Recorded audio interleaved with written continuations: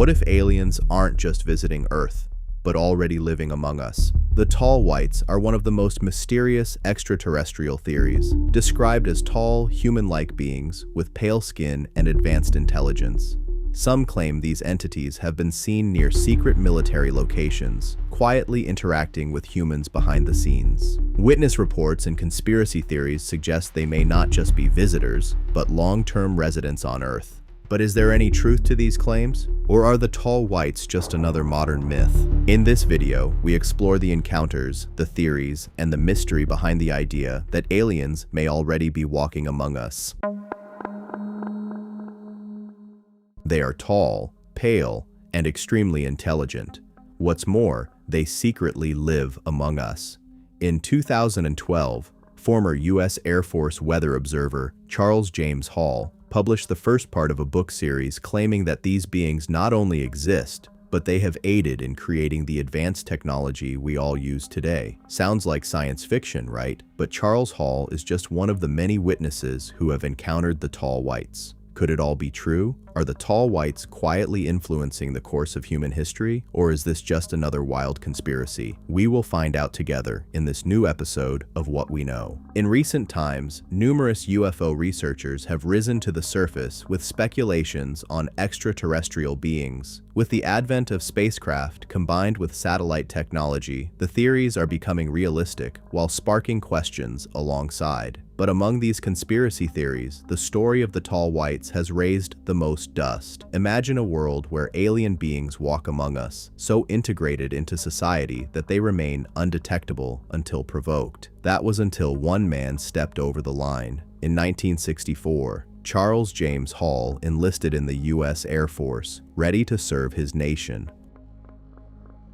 What he didn't know was that he had just signed up for the wildest experience of his life. Once he checked off all necessary tests, Hall was welcomed to the crew with a jolly party at the officers' club. This was where Hall got his first warning. As the men celebrated, they noticed that one soldier was absent, the duty range observer. "Must be out partying with Range 4 Harry," another soldier joked. Range 4 Harry.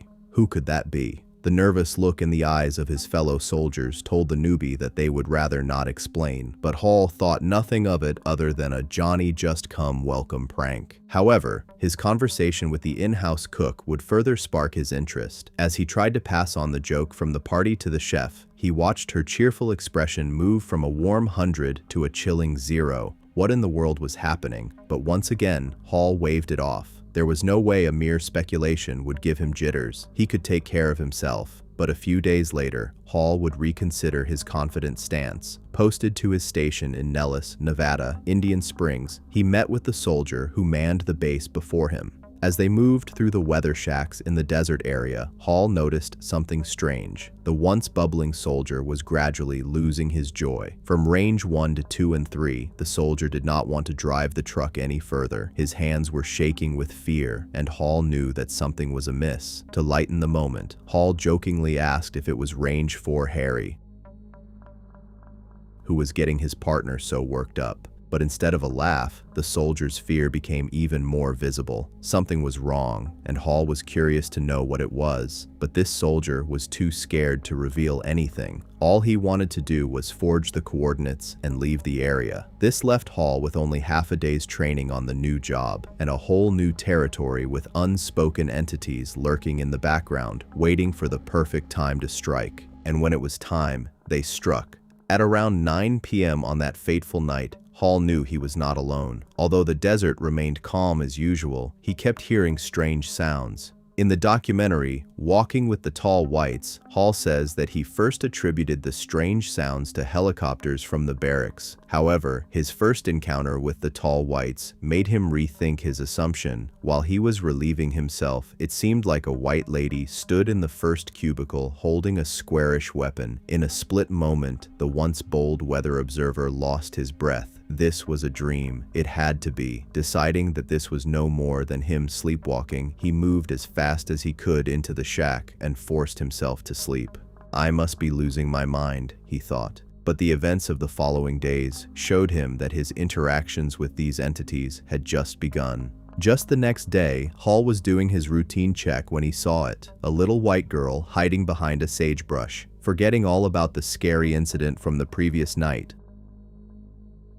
Hall was moved to cater to the child, so he grabbed 2 cans of water and moved closer to the girl, offering reassuring words, while watching out for any signs of danger. Little did the young soldier know, she was no ordinary girl. In a split second, the sounds of meadowlarks chirping seemed to increase in tempo. As he moved closer, his eyes widened. This was no human. Immediately, he turned back on his heels. That was the beginning of a string of shocking happenings in the Indian Springs. As he stumbled back to the weather shack, Hall kept reassuring the girl of her safety. But was Charles safe himself? As if to confirm this, he stopped walking and turned. But he was in no way prepared to see the tremendous flash of light, shaped as a man dashing toward him at record speed. There it was. Range 4. Harry, in all its queer glory. Hall staggered in shock and resumed the only activity his brain told him to: walk back to the weather shack. Now, how did these creatures look? Although we were not present, Charles Hall's infamous book, Millennial Hospitality, does its best to describe the extraterrestrials. In his words, the lady's skin was as white as a piece of paper, while he described the child as chalk white. But not only was their skin white, but he also depicted their hair to be platinum white and very short. However, one thing isn't short about these beings: their height.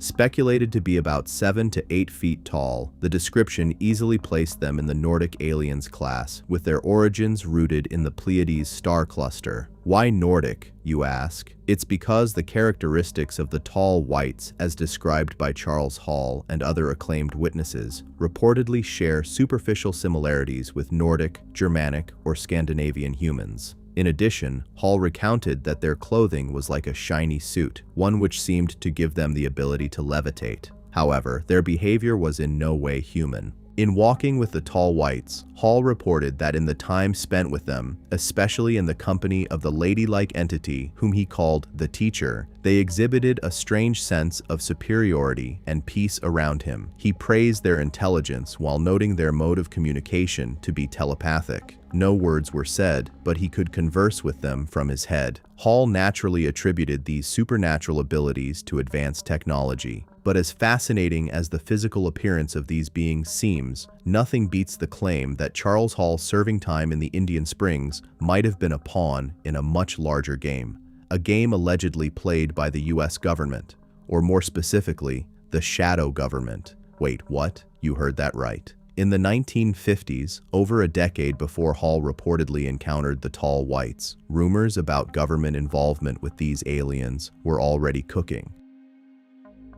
Since the time frame coincided with the period of the Cold War and the rise of the UFO phenomenon, the claims were like unstoppable flames. Little wonder why these flames later turned to a raging inferno once Hall documented his testimony in his book series. According to Hall, the arrangement was simple. The tall whites would provide advanced technological solutions in exchange for resources and secrecy, and with further testimony, his account seemed true. For decades, whispers of clandestine agreements between governments and extraterrestrial beings have circulated in UFO circles.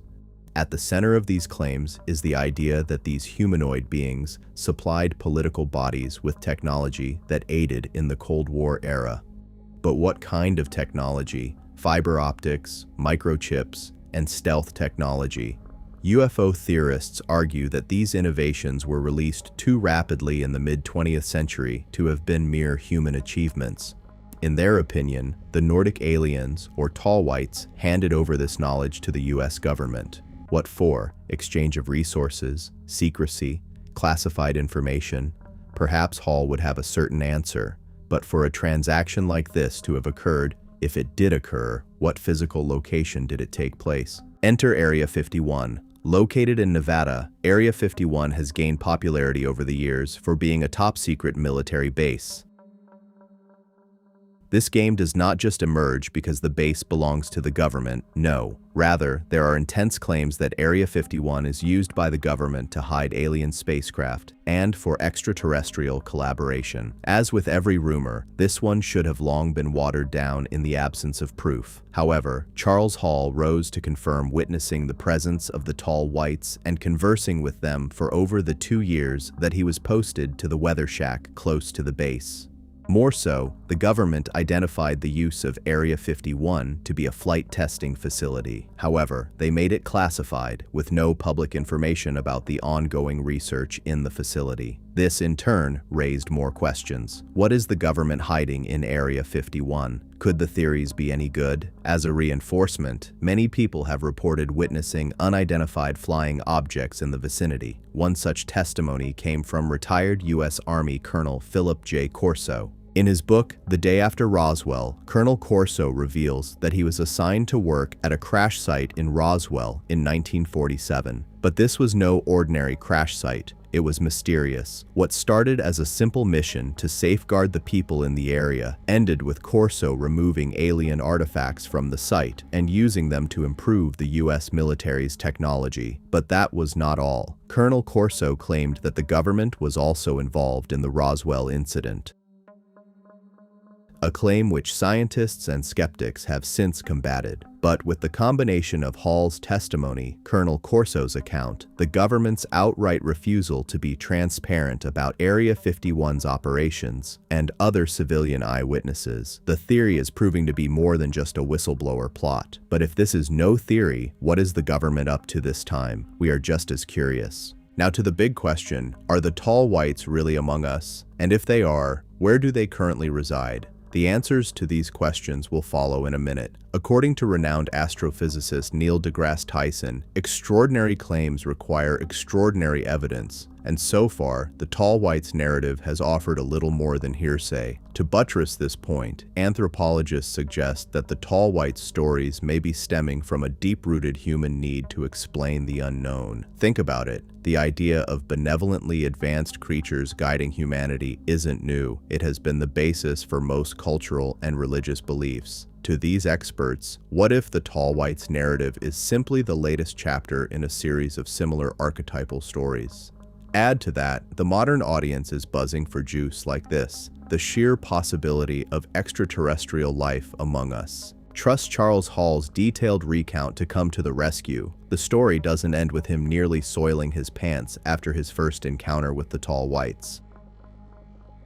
From 1965 to 1967, Hall claimed that he had first-hand experience with this family of humanoids. Not only did he see them, he reiterated that he befriended and communicated with them as friends. Imagine living with extraterrestrials and learning from them over a while. Crazy, right?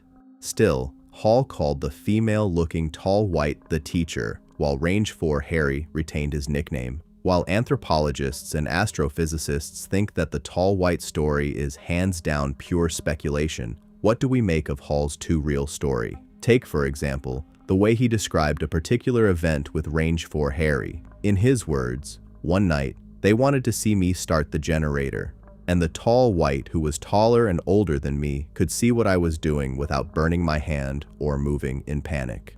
Such details. Hall recounted how he needed to do most activities in a way that assured the tall whites of their safety with him. Yes. The former U.S. Air Force weather observer noted that the fear was two-sided. Hall was not the only scared fellow after the encounter. The tall whites admitted to him that they fear humans too. However, is this enough reason to believe that the tall whites are among us? What if Hall was just being delusional? Well, that is what most people thought until the documentary was released in 2020. The thing is, Terz Hall is not the only person who was featured in Walking with the Tall Whites documentary. His wife, Terz Hall, also had something to say. When Charles's serving time in Nevada ended, he got married and raised 6 healthy kids. But after one contract, Hall was unemployed for over 18 months. It was during this period that Terz noticed something fishy. Her husband was not just writing frequently, but he shut the screen whenever she walked into him. In no time, she gained access to the manuscript and was chilled to her bones. In response to what her husband had penned down, she said, "We have to publish this, but you have to swear to me that it was true." At first, Hall tried to deny the Millennial Hospitality book series to be mere fiction. She attributed this initial denial to fear. This fear was smoothened out when she assured him that the tall whites were not going to come for him, and if they did, at least they could get a picture as proof this time. And who doesn't want to see a picture of the tall whites? It was a win-win situation. So with over 24 months of detailed encounters with the extraterrestrials and his wife's support, Hall unleashed his book. However, the book is only furnished with Hall's personal experiences with the tall whites. On a wider scale, there is a lack of substantial evidence regarding these extraterrestrials, and if you point to the questionable rapid developments in technology in the 50s, you may have to rethink your stance.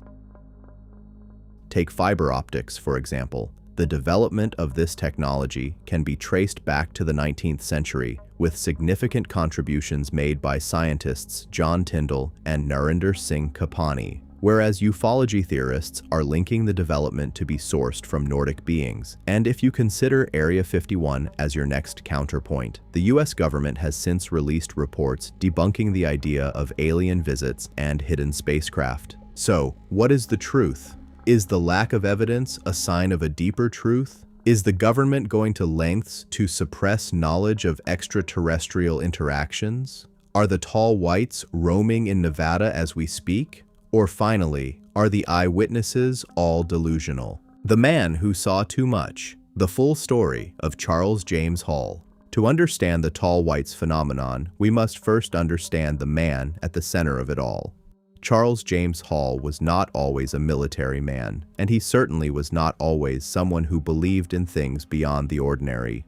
Born and raised in an era when America was riding high on post-war optimism, Hall was what you might call a quintessentially ordinary young man. He was sharp-minded, driven by a sense of duty, and blessed with the kind of quiet confidence that makes a young man walk tall in a room full of strangers. He studied physics, a discipline that grounds the mind in logic, evidence, and the measurable world. That is precisely what makes his story so astonishing and so difficult for the skeptics to completely dismiss. This was not a man prone to flights of fancy. This was not someone who spent his evenings reading pulp science fiction and dreaming about little green men. Charles Hall was, by every conventional measure, a rational human being, and yet what he experienced in the Nevada desert between 1965 and 1967 would shatter every rational framework he had ever built for himself. Let us start at the very beginning, not at the Nevada desert, not at the barracks in Indian Springs, but at the moment Charles Hall decided to raise his hand and sign his life over to the United States Air Force. It was 1964. The world was in a peculiar kind of tension. The Cuban Missile Crisis had wrapped up only a couple of years before, and every American with a beating heart was still exhaling slowly from the collective breath they had been holding for 13 terrifying days. John F. Kennedy had been shot dead in Dallas, and the country was still grieving, still trying to make sense of a world that seemed to be spinning faster than anyone could keep up with. Lyndon B. Johnson had stepped into the most powerful office in the world, and the Vietnam War was just beginning to consume young American lives at a rate that would haunt the nation for decades. It was into this world that Charles Hall walked, uniform pressed and boots polished, ready to serve. He was assigned as a weather observer, a role that sounds unassuming enough. Weather observers are the invisible backbone of military operations. They measure wind speeds, track atmospheric pressure, monitor temperature gradients, and send their findings up the chain of command so that pilots, generals, and strategists can make informed decisions. It is methodical work, important work, but not the kind of thing that makes headlines or earns medals. For a man trained in physics, the role suited his analytical temperament. He could measure, record, and report. Numbers did not lie. Data did not have hidden agendas. The world of a weather observer was, in theory, one of the most grounded and unglamorous corners of the military. In theory. The welcome party at the Officers' Club was the first crack in that theory. Now, military welcome parties are a tradition as old as the institution itself. New arrivals are introduced, jokes are made, handshakes are exchanged over lukewarm beer and food that nobody will remember eating. The atmosphere is jovial, sometimes boisterous, always communal. It is one of those rare moments in military life when rank takes a modest step back and camaraderie steps forward. Hall walked into that party expecting nothing more than a typical military welcome. What he got instead was a warning he did not know was a warning. The absent duty range observer. Range 4. Harry. 2 sentences that should have meant nothing but somehow carried the weight of an unspoken story that everyone in the room seemed to know except him. Look at those soldiers again for a moment. These were trained men who had been drilled in discipline and hardened against fear, men who had been taught to stare danger in the face and calculate a response rather than run screaming in the other direction. And yet, a single name, Range 4 Harry, drained the color from their faces the way a cold wind strips a tree of its leaves. What kind of creature, what kind of entity could reduce trained military personnel to that state of barely concealed terror? Whatever it was, it lived at Range 4, and Terz Hall, fresh-faced and full of confidence, was headed straight to that exact location. The cook's reaction added another layer to the mystery. Cooks are the unsung storytellers of military bases. They hear everything. They see everyone who comes and goes. The dining hall is the crossroads of military life, the place where soldiers from every department eventually end up, trading gossip and information over plates of food. If anyone on that base knew the full story behind Range 4 Harry, it was probably the cook. And the fact that the cook, someone accustomed to the rough and tumble of military banter, went pale and silent at the mention of that name tells us everything we need to know about the nature of what lurked in Range 4. This was not a ghost story or a prank. Something real, something significant, had scared enough people on that base to make Range 4 Harry a subject that nobody wanted to discuss. Then came the handover from his predecessor. Here is where the story takes its most chilling turn before Hall even encounters anything with his own eyes. The soldier handing over the station had survived whatever lurked in the desert around Range 4. He had completed his tour. He was on his way out. He had nothing to gain from silence and nothing to lose from speaking. And yet, the man could not bring himself to talk. His fear was physical. You could see it in the tremor of his hands, in the way his voice dried up like a creek in summer, in the barely contained urgency with which he wanted to falsify the coordinates and get as far away from Range 4 as humanly possible. This was a man who had lived through something that had never left him. Whatever he had seen in those desert ranges, it had followed him home and unpacked its bags in the corners of his mind, where the lights never went on. Half a day of training. That was all Hall got. Half a day, and then he was alone. Alone in a vast stretch of Nevada desert, with weather instruments to calibrate, reports to file, and something out there in the sagebrush that had turned every single person on the base into a monument of barely managed terror. Think about what that solitude must have felt like. The Nevada desert at night is one of the most isolating environments on Earth. The sky is enormous, pressing down from above like a dark ocean, and the stars are so plentiful and so bright that they feel almost oppressive. The silence is total. Not the comfortable silence of a quiet house, but the ancient silence of a landscape that existed long before human beings arrived and will persist long after they are gone. In that silence, every sound is magnified. Every shifting of the sand, every whisper of wind through the sagebrush, every distant creak of a weather station settling in the heat, all of it takes on a significance that the rational mind struggles to dismiss. That first night, Hall tried hard to rationalize helicopters from the barracks. That was his first explanation for the strange sounds that crept into the desert silence. A completely reasonable explanation. The base operated military aircraft. Helicopters ran drills at odd hours. What else could it be? And so Hall filed the sounds under rational explanation and tried to move on. But then came the apparition in the bathroom. A figure, tall, white, holding a weapon of some kind. In the bathroom, at night, in the middle of the Nevada desert.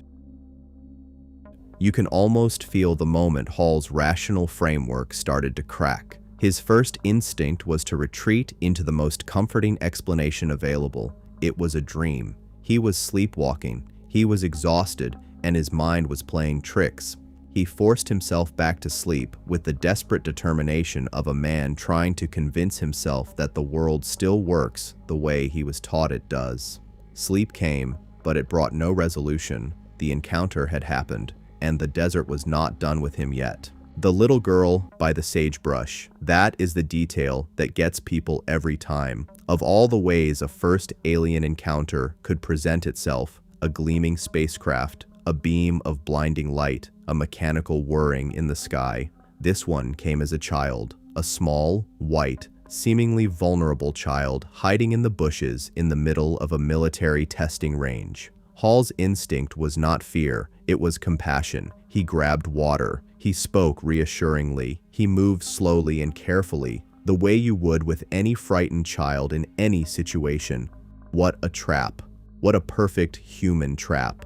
Because everything about a child triggers the protective instinct in a person, especially in a young man far from home who perhaps carried some loneliness of his own beneath the surface of all that confidence.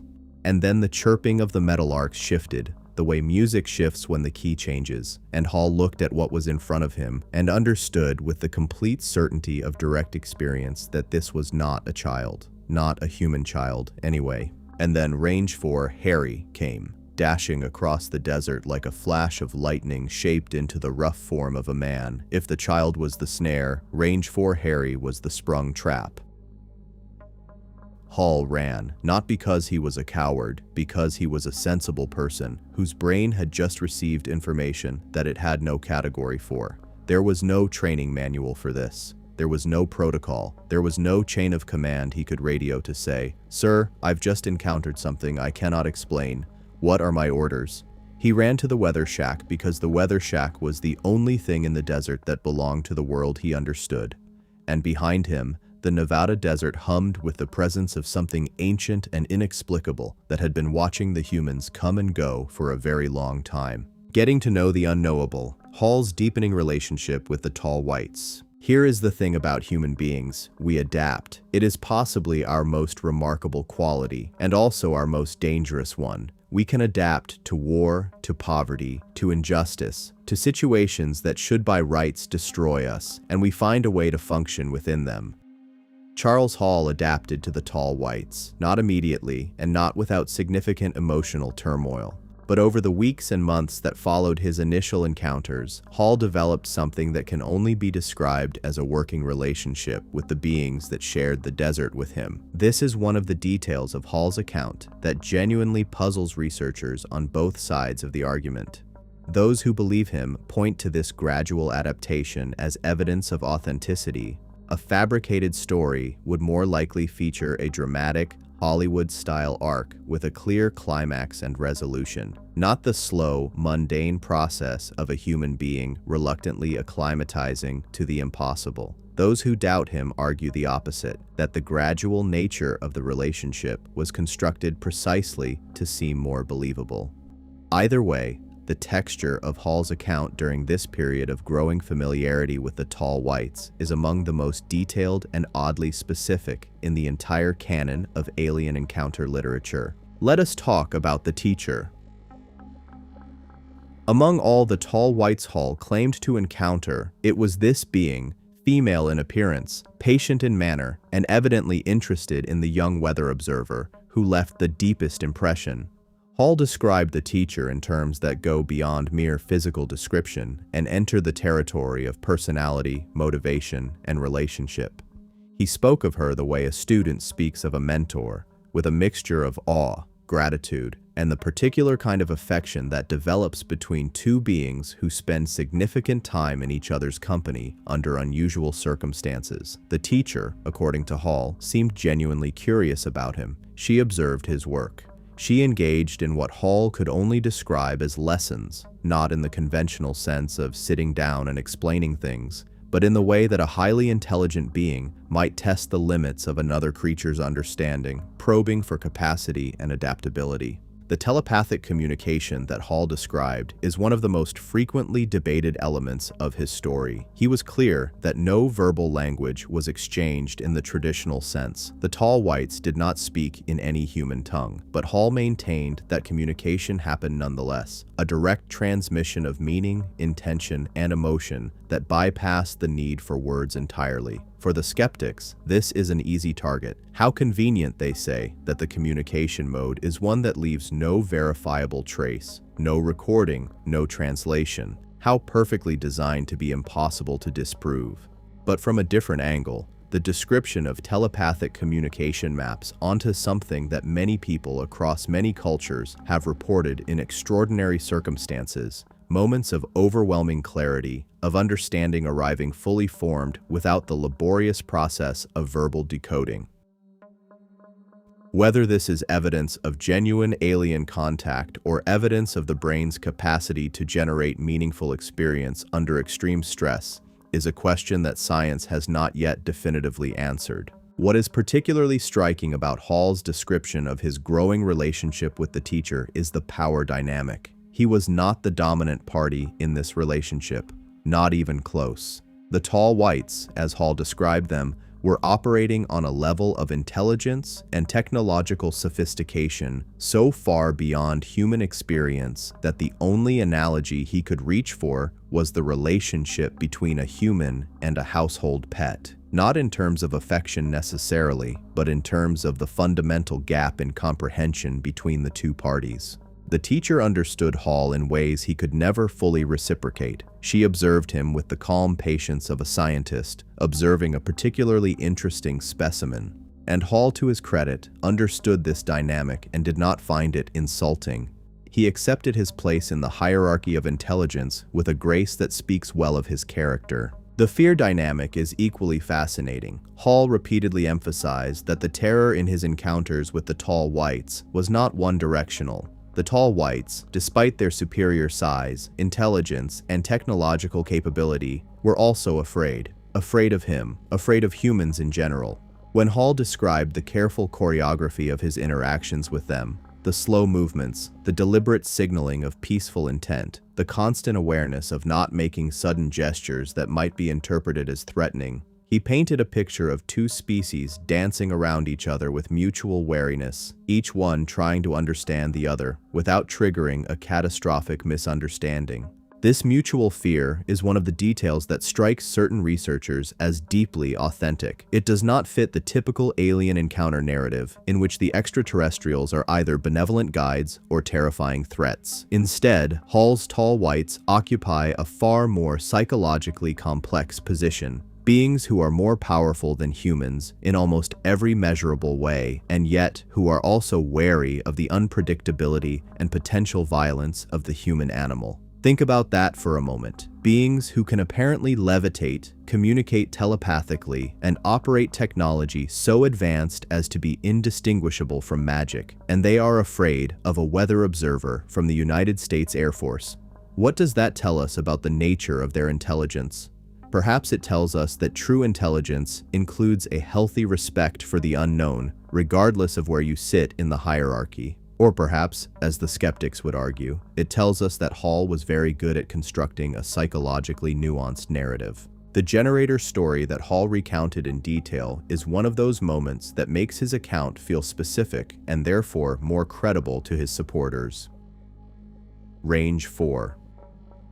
Harry, watching as Hall started the generator, the way the older, taller, tall white observed the process with that precise, unblinking attention, the careful calculation of how to perform ordinary tasks without triggering alarm in beings whose nervous systems clearly operated very differently from a human's. There is a domestic quality to this scene that sits strangely alongside the enormity of what is being claimed. Two beings from entirely different evolutionary lineages, one of them impossibly advanced and the other just a kid from the Air Force, standing in the Nevada desert watching a generator start up. It is simultaneously mundane and mind-bending, and that tension is one of the things that makes Hall's story so persistently interesting to the people who study these accounts. Over the course of his 2 years in Nevada, Hall built what he could only describe as a kind of understanding with the tall white community. He came to recognize individual beings. He learned to read their body language, a skill that required building an entirely new interpretive framework, since the tall whites' physical expressions and behavioral signals bore no obvious relation to human equivalents. He learned what movements conveyed peaceful intent and what actions might be interpreted as threatening. He learned essentially to navigate a cross-species diplomatic environment with no training, no support, and no one to debrief with afterward, and all the while he continued doing his job. The weather reports still went out. The data was still collected and filed. Charles Hall, by his own account, was doing two jobs simultaneously in the Nevada desert, one for the United States Air Force and one for the informal diplomatic service that nobody had asked him to join. The desert's dark corners,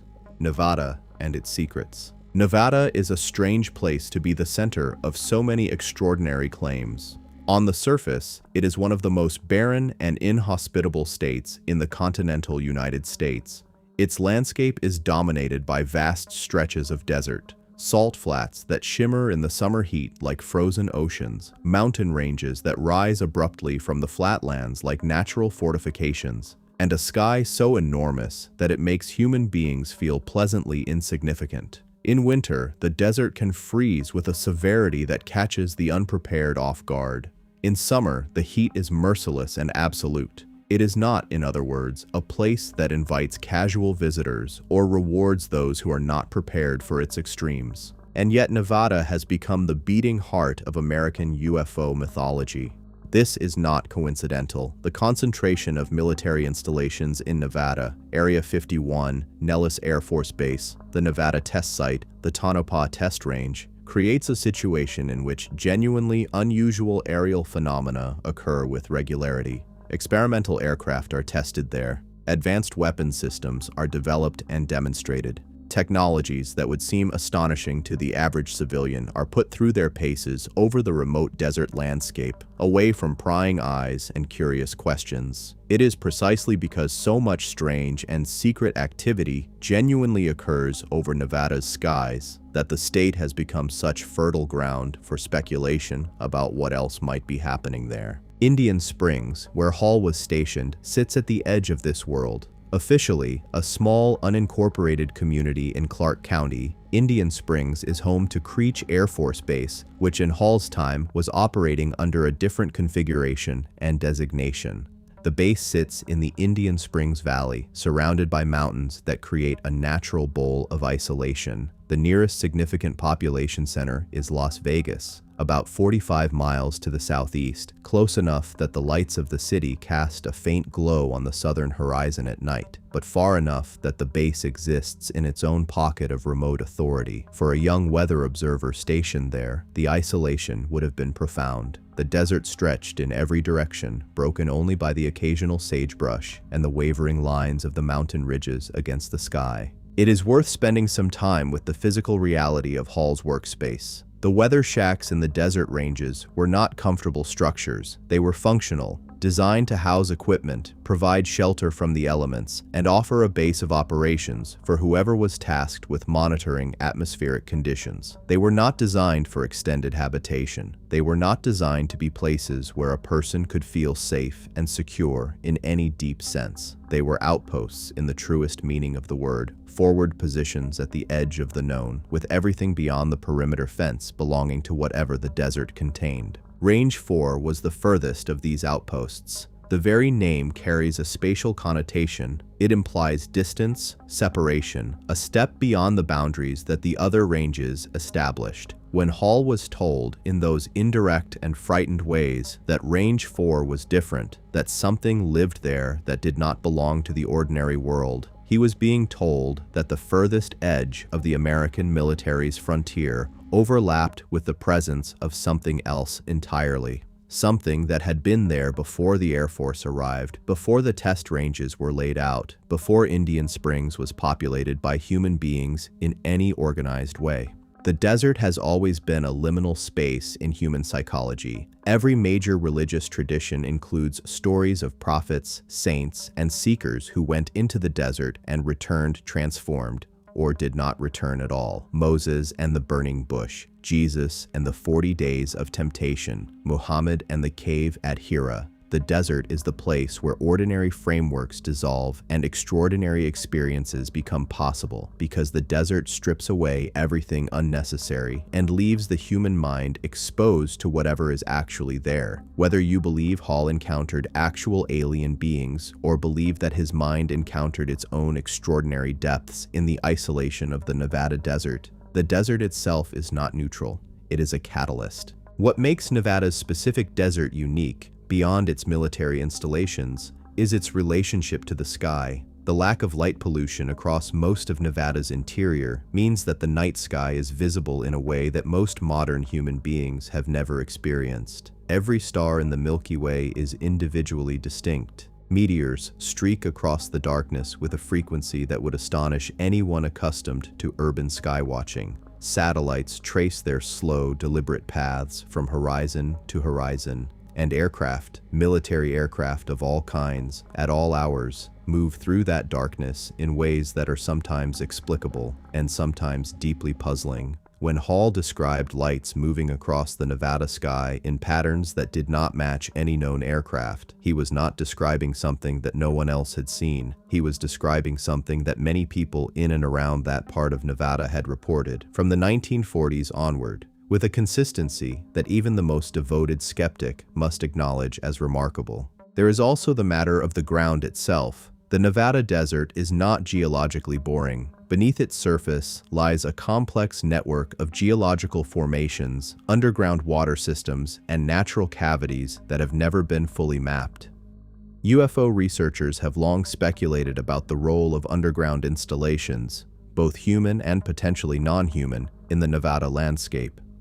The proximity of the Nevada test site, where nuclear weapons were tested from the late 1940s through the early 1990s, adds another layer of complexity. Massive underground nuclear tests literally reshaped the geology of parts of Nevada, creating cavities and tunnel systems that were not naturally occurring. What else might exist beneath the desert floor? Who can say? The military certainly does not tell. The Watcher at the Gate, understanding the phenomenon of military witnesses. Charles Hall is not alone. That is perhaps the most important thing to establish before going any further into the Tall Whites narrative. The phenomenon of military personnel, trained, disciplined, psychologically assessed individuals, reporting encounters with unidentified aerial phenomena or non-human entities, is not a modern invention. It predates the post-World War II UFO wave that most people associate with the beginning of modern UFO culture, and it has continued in various forms and with various levels of specificity right up to the present day. What makes military witnesses particularly significant in the context of UFO research is the very thing that also makes them vulnerable to dismissal: their institutional affiliation. On one hand, military training emphasizes precision, observation, and accurate reporting.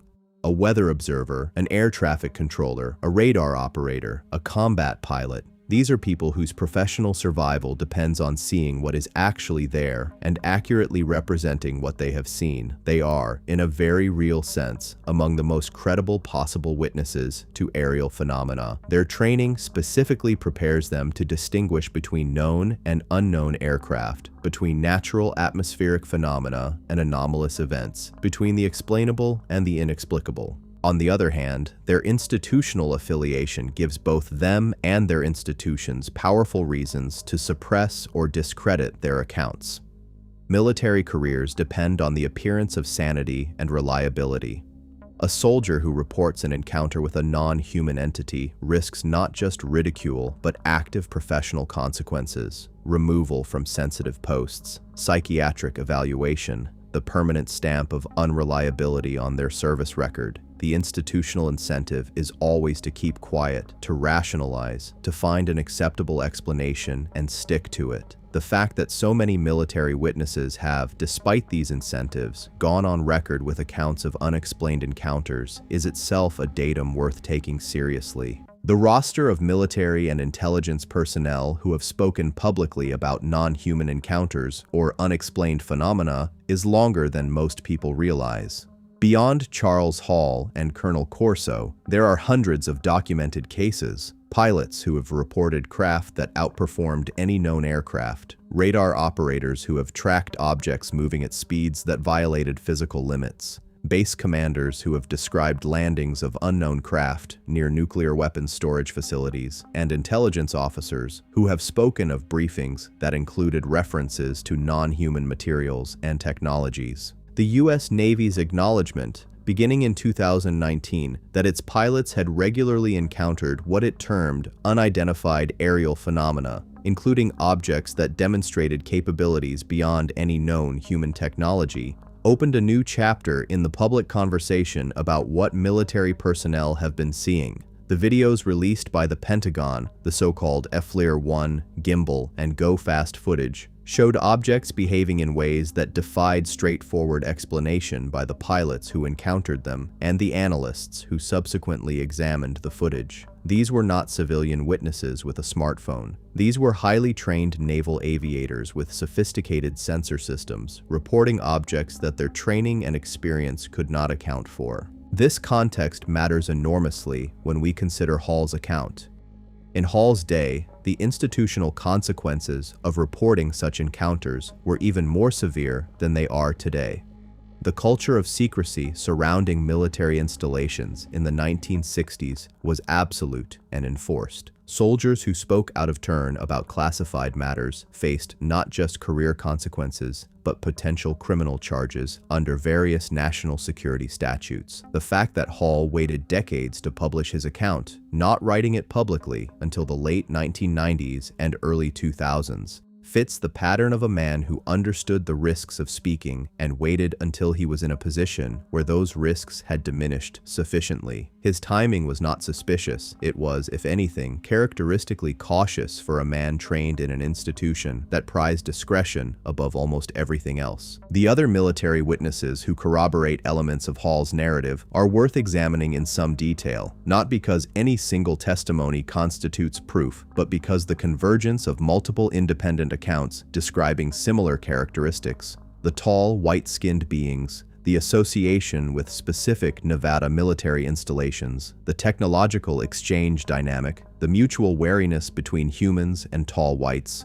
begins to form a pattern that is at least worth investigating with the seriousness that the volume of testimony demands. Captain Robert Collins, a former U.S. Air Force intelligence officer, was among the first to bring Hall's account to a wider audience in the UFO research community. Collins had his own sources within the intelligence apparatus who described beings matching the tall white's profile in terms that were strikingly consistent with Hall's descriptions. The consistency of physical descriptions across independent sources, the height, the whiteness of skin and hair, the large blue eyes, the silver-suited clothing, is one of the details that UFO researchers cite most frequently when arguing that the tall white's narrative cannot be entirely dismissed as a single person's fantasy. Sergeant Clifford Stone, a former U.S. Army soldier who claimed to have been involved in crash retrieval operations and contact with non-human intelligences over a decades-long career, described beings in terms that share significant overlap with Hall's tall whites.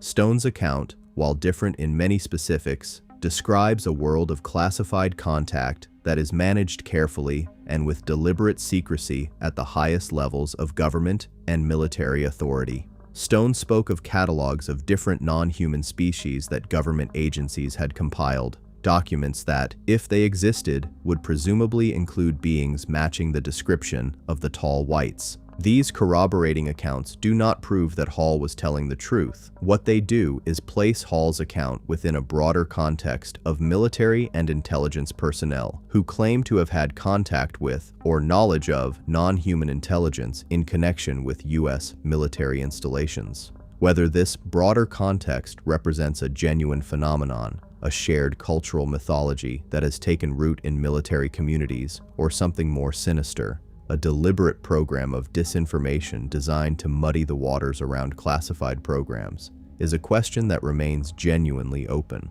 Nordic visitors from the Pleiades, ancient myths and modern encounters. The classification of the tall whites within the Nordic alien category is not arbitrary, and exploring where this category comes from tells us something important about the deep roots of the encounter phenomenon. The Nordic alien, tall, fair-skinned, blonde, or white-haired, with large eyes and an appearance of physical perfection, is a recurring figure in UFO encounter literature that stretches back to the very beginning of the modern UFO era in the late 1940s. And while the label is modern, the archetype it describes is considerably older. When researchers describe the tall whites as Nordic aliens, they are drawing on a classification system developed by the UFO research community to categorize the physical characteristics reported by encounter witnesses. The Nordic category stands in contrast to the gray alien, short, gray-skinned, large-headed, with enormous black eyes, that has become the dominant image of extraterrestrial life in popular culture. Whereas the gray is typically described as cold, mechanical, and inscrutable,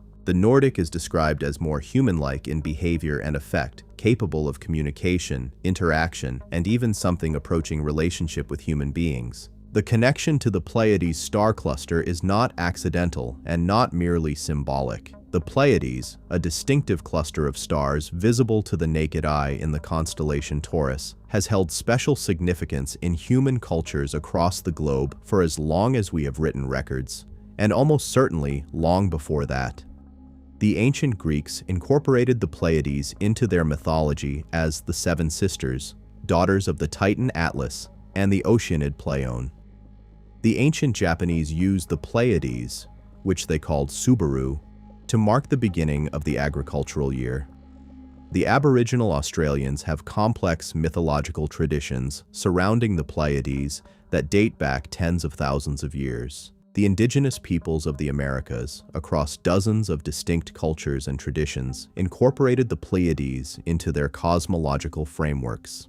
The consistency with which humanity, across cultures separated by vast distances of geography and time, has looked at this particular cluster of stars and assigned it a special status is one of those details that makes the mind tingle with possibility. In the channeling and contactee movements that developed alongside the early UFO phenomenon, the Pleiades emerged as one of the primary claimed points of origin for benevolent extraterrestrial visitors. Figures like George Adamski, Billy Meyer, and others who claimed contact with benevolent space beings consistently associated their contacts with the Pleiades or neighboring star systems. The beings they described were almost universally tall, fair, and physically attractive by human standards, a description that maps cleanly onto the Nordic classification that would later be applied to Hall's tall whites. Is the Pleiades' origin claim credible from a scientific standpoint? The cluster lies approximately 440 light-years from Earth. The stars that comprise it are young, geologically speaking, and their age was long cited by astronomers as evidence against the development of complex life in the Pleiadian system, since stellar systems typically need several billion years to produce the conditions hospitable to life as we know it. However, this argument assumes that any life-bearing system in the Pleiades would need to have developed life independently from scratch. If, as some researchers speculate, life, or the precursors of life, can be distributed across the galaxy through mechanisms not yet fully understood, the age argument becomes less definitive. In any case, the scientific dismissal of the Pleiades as a possible origin point for extraterrestrial visitors is based on our current knowledge of how life develops under known conditions, knowledge that is acknowledged, even by mainstream scientists, to be incomplete. Beyond the Pleiades, the Nordic alien archetype connects to something deeper in human cultural history, the figure of the tall, fair, supernaturally intelligent visitor from another realm. In Norse mythology, the Vanir, one of the two groups of Norse gods, are described as tall, fair, associated with wisdom and foresight, and operating on a timeline that makes human lifespans look like momentary flickers. The Alfar, or elves, of Norse tradition are likewise described as tall, beautiful, and possessed of knowledge and capability far beyond human norms. The Tuatha De Danann of Irish mythology, the ancient divine race who preceded humanity in Ireland, were described as tall, fair, and technologically sophisticated in ways that their human contemporaries could not fully comprehend. These mythological parallels do not prove that the Norse gods were Pleiadians in disguise, or that the Tuatha De Danann were an early memory of contact with the tall whites, but they do suggest that something in human experience, across enormous spans of time and across the full breadth of human geographical distribution, has repeatedly generated encounters with beings that fit this description. Whether that something is a genuine recurring contact event, a shared deep brain archetype of the kind proposed by Carl Jung, or an encoded cultural memory of something that actually happened in the deep past of human prehistory, the persistence of the fair, tall, wise alien archetype in human experience is itself a phenomenon worth taking seriously. Billy Meier, the Swiss farmer who claimed sustained contact with Pleiadians from the 1970s onward, produced extensive photographic and physical evidence in support of his claims, evidence that has been both extensively analyzed and extensively criticized. What is relevant in the current context is the consistency of Meier's description of his contacts, whom he called the Pleiadian, with the Nordic tall white physical profile. Tall, fair, blue-eyed, silver-suited, technologically superior but presenting themselves as guides rather than rulers, operating under a set of rules that prevented them from directly intervening in human affairs except in specific, carefully defined circumstances, interested in the development of human consciousness and technology, but cautious about the speed and manner of that development. The overlaps between Meier's Pleiadian, Hall's tall whites, and the beings described by dozens of other contactees and encounter witnesses across the decades are striking enough that serious researchers, including those who approach the topic with healthy skepticism, have noted the patterns and wondered what they mean. Is the consistency evidence of a genuine phenomenon? Is it evidence of cultural contamination? Witnesses building their experiences on the foundations of previous reports they have consciously or unconsciously absorbed? Is it evidence of some shared unconscious framework that the human mind reaches for when confronted with extreme anomalous experience? These questions do not have simple answers, but they are questions worth sitting with rather than dismissing. The shadow government and the alien accord, what deal was made? Now we arrive at perhaps the most explosive element of the tall white story. If Hall's account is taken at face value, if beings matching the description of the tall whites were genuinely present in the Nevada desert during the 1960s, apparently with the knowledge and tacit permission of U.S. military authorities, then a question of enormous importance immediately presents itself. How did they get there? Not in the physical sense of how did they travel from wherever they came from. That question leads down the rabbit hole of propulsion physics and interstellar travel, which we will get to. The more immediately pressing question is, how did they come to be present on or near a U.S. Air Force installation without triggering an immediate and catastrophic military response? The obvious answer, the one that Hall and many other researchers have pointed toward, is that they were there because an arrangement had been made. An arrangement at the highest levels of government and military authority, a deal, an accord, a treaty, formal or informal, between representatives of the United States government or possibly of a shadow authority operating within or alongside the formal government structure, and representatives of the tall white community.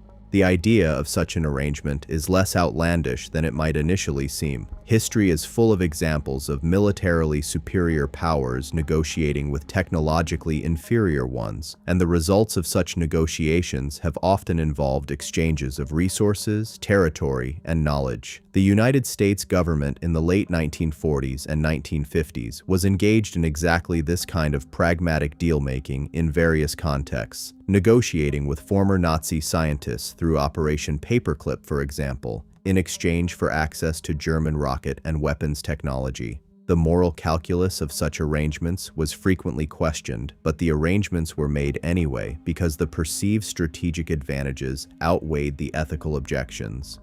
Is it really so much more of a stretch to imagine that similar pragmatism might have been applied in negotiations with a non-human intelligence? The timeline of the alleged government alien accord is generally placed by UFO researchers in the early to mid-1950s, the Eisenhower era.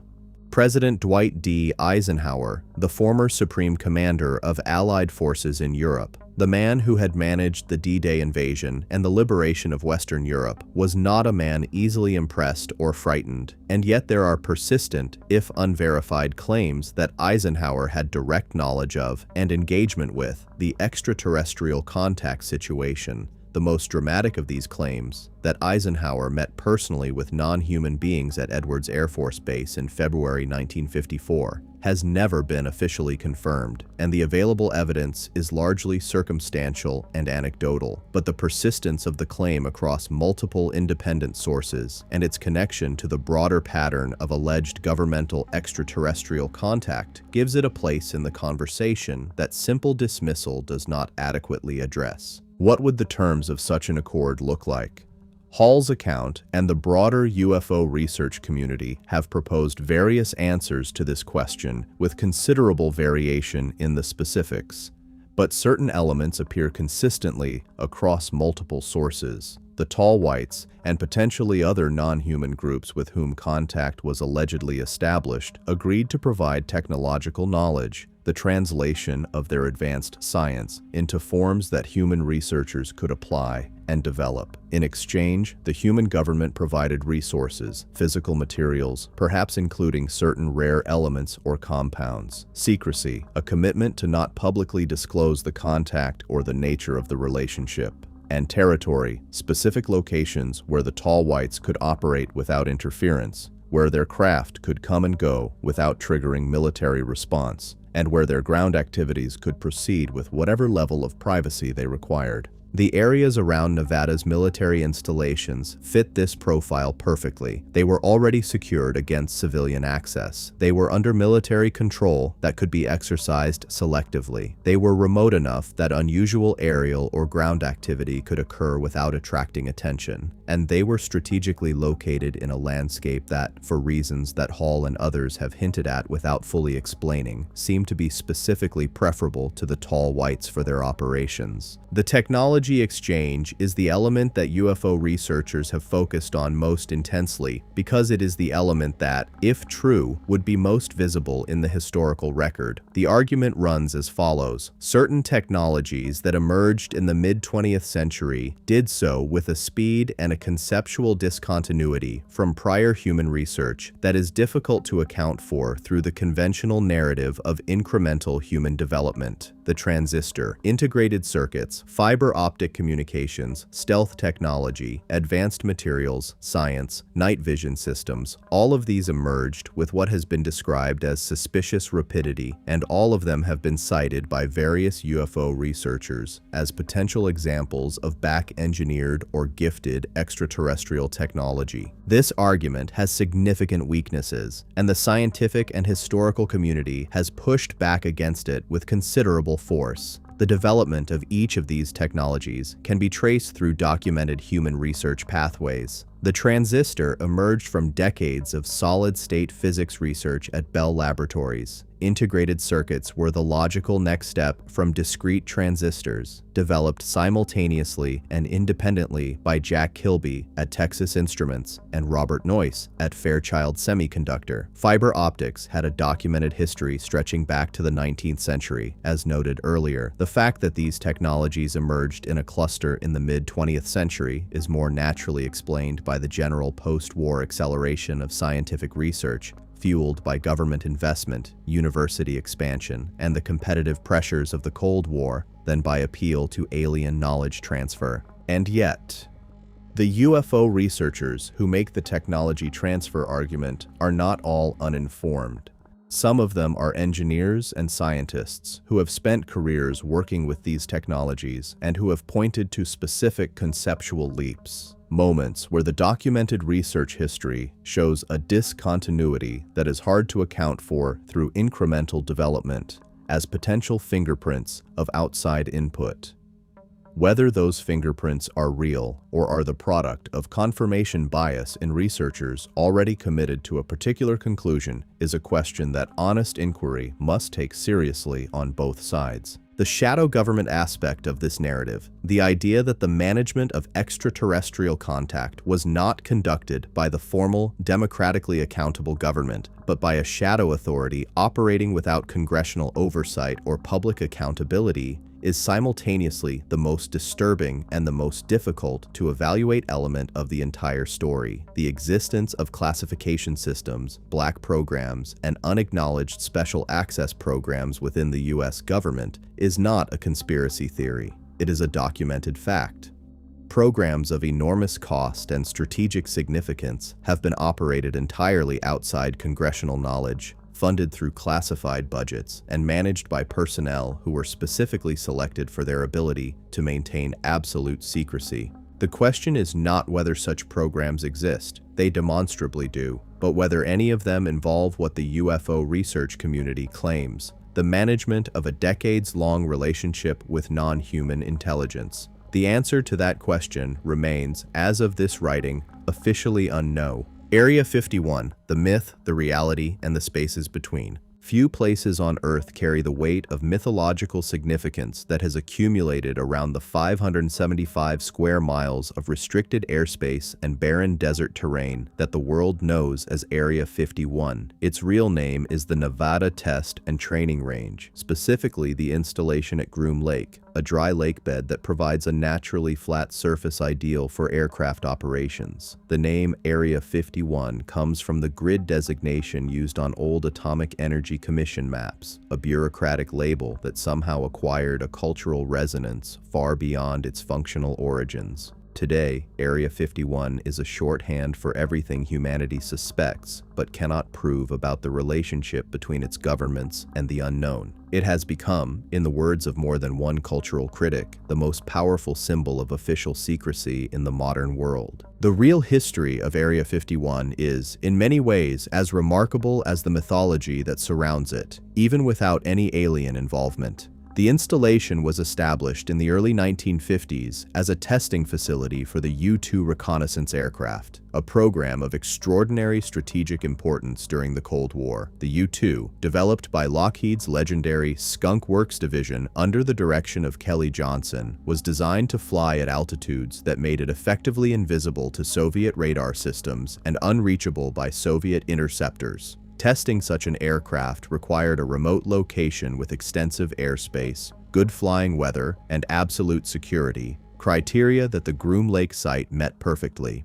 The U-2 program explains something important about the UFO sightings that began to cluster around Nevada in the 1950s. Aircraft designed to fly at extremely high altitudes, reflecting sunlight in ways that made them appear to glow, flying at speeds and following flight profiles that bore no resemblance to known commercial or military aircraft of the period. These would naturally generate reports of unidentified flying objects from anyone who happened to see them. The CIA, in its 1992 review of the U-2 and related programs, acknowledged that many UFO reports from the late 1950s and 1960s were likely explained by sightings of classified aircraft. This acknowledgement is frequently cited by debunkers of the alien hypothesis as evidence that the Nevada UFO flap is entirely explained by secret aircraft programs. But the explanation has limits.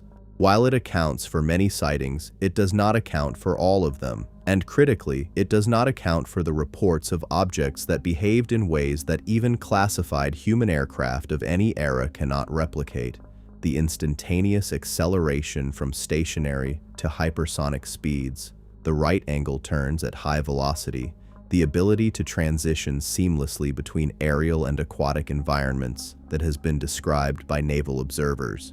These behaviors go beyond any propulsion system that human engineering has achieved or even conceptually approached through known physical principles. The succession of classified aircraft programs that followed the U-2 at Area 51, the A-12 Oxcart, the SR-71 Blackbird, the F-117 stealth fighter, and various other programs whose names and natures remain classified even today, continued to provide a reservoir of explainable unusual sightings. But they also continued to attract the attention of researchers and observers who noticed that not everything over Nevada could be explained by even the most advanced known aircraft. Bob Lazar's claims, which became public in 1989, added a new dimension to the Area 51 mythology. Lazar, who claimed to have worked at a classified site designated S4 near Area 51, described a facility where the U.S. government was in possession of extraterrestrial spacecraft and was actively attempting to back-engineer their propulsion systems.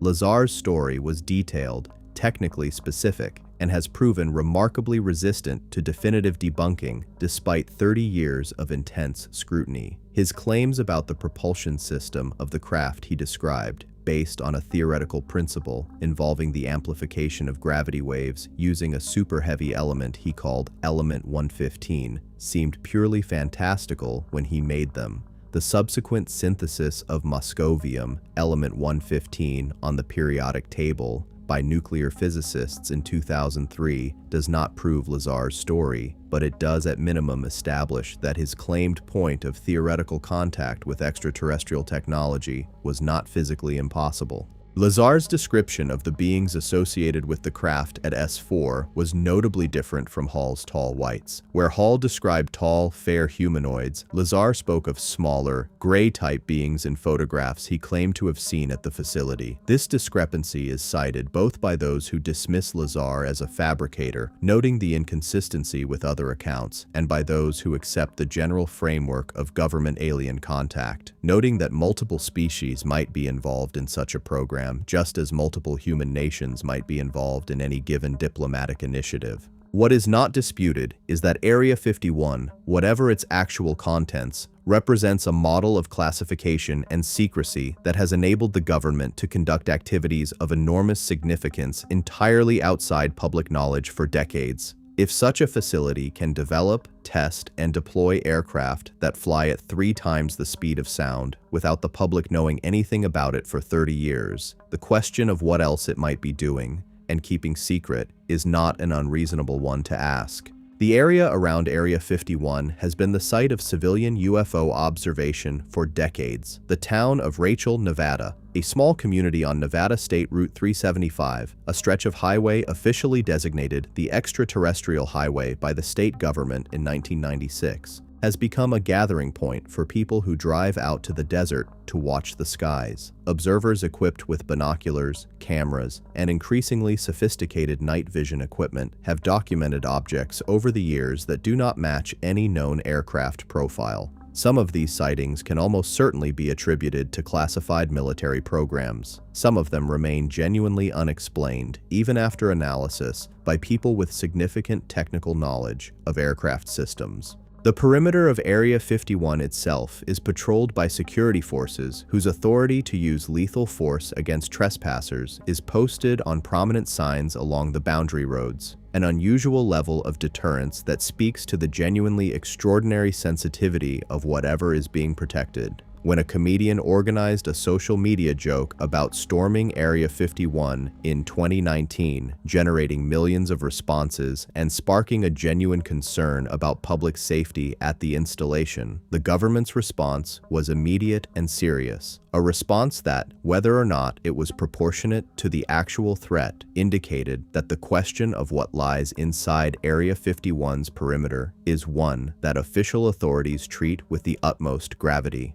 The Roswell thread, how it all began. No discussion of government alien contact would be complete without Roswell. The Roswell incident of July 1947 is the creation myth of the modern UFO phenomenon, the moment when the possibility of extraterrestrial contact entered public consciousness with a force that 7 decades of official denial have not been able to fully extinguish. It is worth going back to the beginning of the Roswell story, not just because of its direct relevance to the tall whites narrative through Colonel Corso's account, but because understanding Roswell is essential to understanding the context in which everything that followed, including Hall's encounters in the Nevada desert, makes sense. In the summer of 1947, something crashed in the high desert of New Mexico near the town of Roswell. This much is not disputed by anyone. What crashed is, of course, the subject of one of the most energetically debated controversies in modern history. The initial press release from Roswell Army Airfield, issued on July 8, 1947, announced that the Army had recovered a flying disc language that electrified a world already buzzing with reports of mysterious aerial objects following pilot Kenneth Arnold's famous sighting over Mount Rainier just weeks earlier. Within hours, the story was corrected. What had crashed was a weather balloon, nothing more. Move along, nothing to see here. But the weather balloon story did not stick. Witnesses who had been at the crash site before the military arrived, Rancher McBrazel, whose property the debris field was located on, and neighbors who had seen the wreckage before official retrieval teams could secure the area, described materials that bore no resemblance to any weather balloon they had ever seen. Materials that were extraordinarily light but could not be bent or cut. Materials that seemed to return to their original shape after being crumpled. Materials that were covered with markings that resembled writing or symbols but matched no known alphabet or script. And then there were the bodies. Multiple witnesses, interviewed independently over subsequent decades, described the recovery of non-human remains at the crash site, small beings with large heads and enormous eyes, who bore the same relationship to human anatomy that a rough sketch bears to a detailed portrait. The official story changed more than once over the following decades. The weather balloon became Project Mogul, a classified program to use high-altitude balloons to monitor Soviet nuclear tests. The bodies became test dummies from military parachute experiments. The materials became ordinary balloon equipment.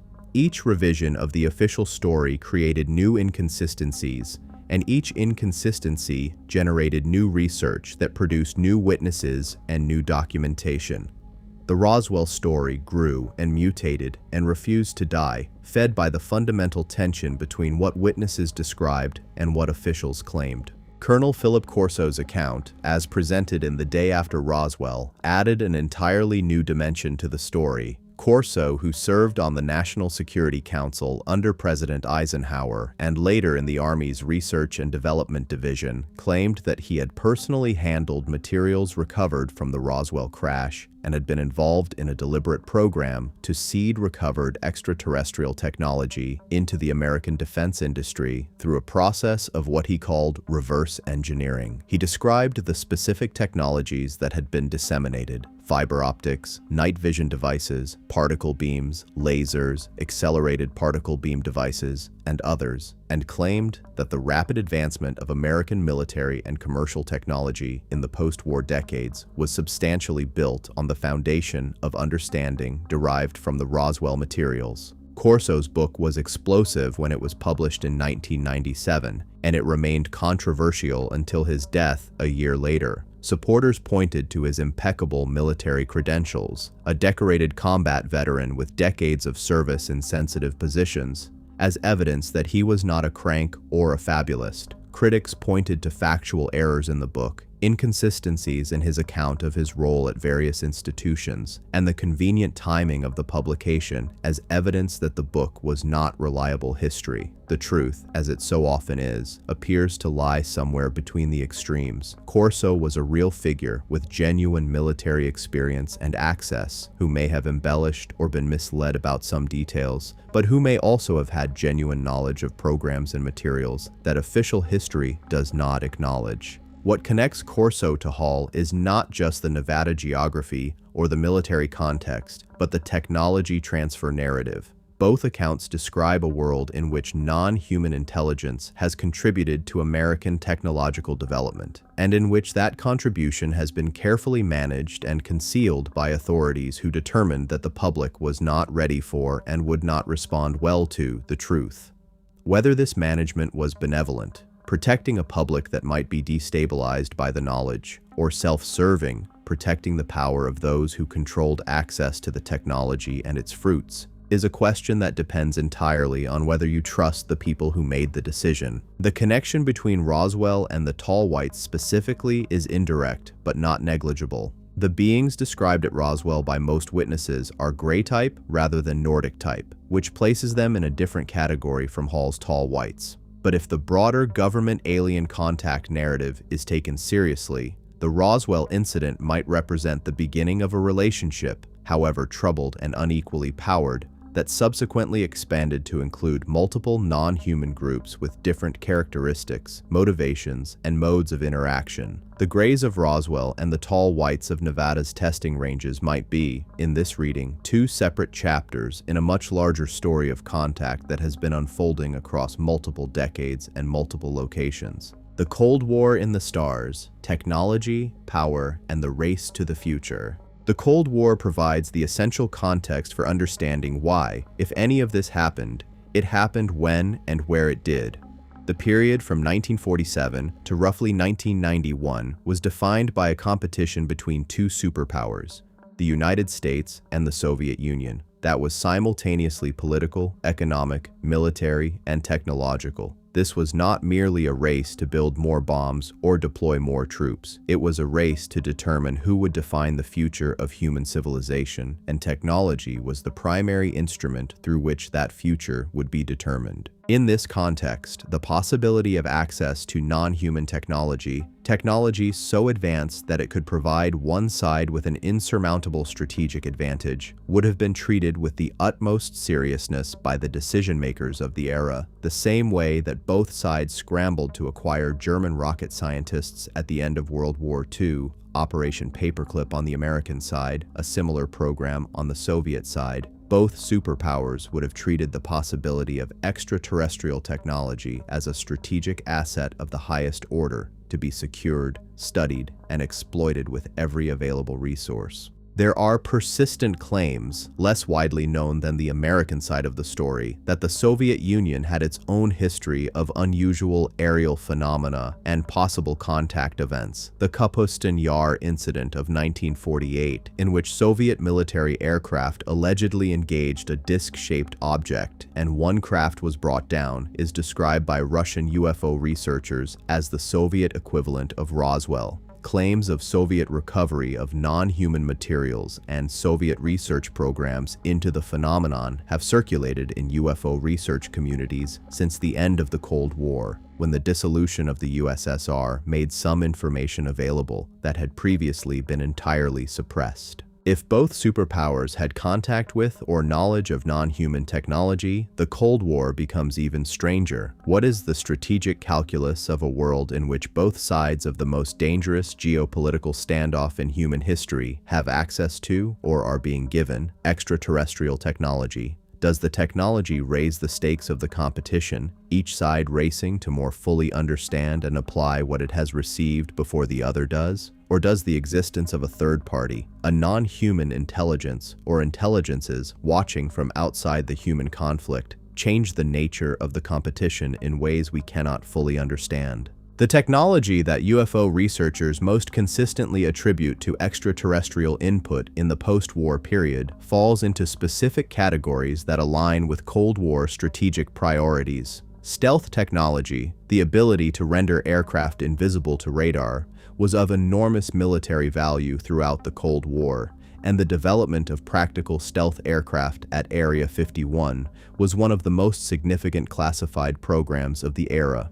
Directed energy weapons, lasers, and particle beams were a consistent focus of both American and Soviet military research throughout the Cold War, and claims that the basic principles underlying these technologies were derived from non-human sources are among the more specific technology transfer assertions made by researchers like Corso. The development of computing technology and microelectronics is perhaps the most widely cited potential example of technology transfer, and also the most hotly disputed. The transistor, invented at Bell Labs in 1947, the same year as Roswell, is often mentioned in this context, with the implication that the timing is more than coincidental. The rapid miniaturization of computing technology in the following decades, producing advances that many engineers who lived through them have described as happening faster than the existing theoretical and practical foundations should have allowed, is cited as further evidence of outside input. The counter-arguments from mainstream science and technology history are robust and well documented, but they do not entirely silence the nagging question of why progress in certain areas seemed to accelerate so dramatically and so specifically during the period when contact with non-human intelligence was allegedly occurring. The fiber optics case is particularly instructive because it is simultaneously one of the most frequently cited examples of alleged technology transfer and one of the most clearly debunked. As noted in the original text, the development of fiber optic technology can be traced through documented human research pathways going back to the 19th century, with key contributions from John Tyndall's demonstrations of light conduction through water jets in the 1870s to Narinder Singh Kapani's work in the 1950s that earned him a reasonable claim to the title of father of fiber optics. The documented research lineage is clear and does not require any extraterrestrial input to explain. UFO researchers who cite fiber optics as a technology transfer example are in this case working against a strong evidentiary current, and the weakness of this particular argument should prompt more careful evaluation of the similar claims made about other technologies. But the broader picture, the general claim that the post-war technological acceleration was unusually rapid and targeted in ways that aligned with strategic Cold War priorities, is more difficult to dismiss through individual case rebuttals. Even if every specific technology that UFO researchers cite can be explained through conventional research pathways, the overall pattern of acceleration remains a subject of legitimate inquiry. Were the post-war decades simply a period of extraordinary human creativity, freed from the constraints of the Depression era and energized by the collaborative spirit of wartime scientific effort? Or was something else also happening, operating in the background of the official history of human technological progress? The Millennial Hospitality, Hall's books and their revelations. The Millennial Hospitality book series that Charles Hall eventually published, after years of sitting on the manuscript and decades after the events it describes, deserves attention as a literary artifact in its own right, quite apart from the question of whether its contents are factually accurate. Hall wrote 4 volumes in the series, each adding layers of detail and context to the central narrative of his encounters with the tall whites in the Nevada desert. The books are not slick or commercially calculated. They read, in the estimation of many who have reviewed them, like the honest if imperfect effort of a man who spent a very long time figuring out how to translate an extraordinary private experience into language that other people could understand.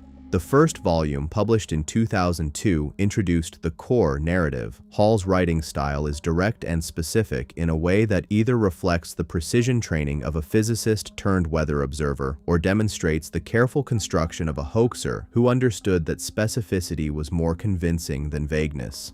The physical descriptions of the tall whites are precise enough to build a visual picture, not just the broad strokes of height and coloring, but specific details like the consistency of their skin, described as having a translucent quality, almost like fine parchment, that allowed the underlying tissue to be faintly visible in strong light. The structure of their eyes, larger than human eyes in proportion to the face, with a distinct clarity that Hall compared to crystal, and the way their bodies moved, with a smoothness and precision that went slightly beyond what human musculature could achieve, as if the joints had a range of motion that exceeded human normal. The tall white clothing receives detailed attention in Hall's account. He described suits that appeared to generate their own light, not in a dramatic science fiction way, but subtly, as if the fabric itself had a luminous quality. The suits seemed to serve multiple functions simultaneously: protection from the desert environment, some form of temperature regulation, and possibly a role in the levitation or flight capability that Hall described observing.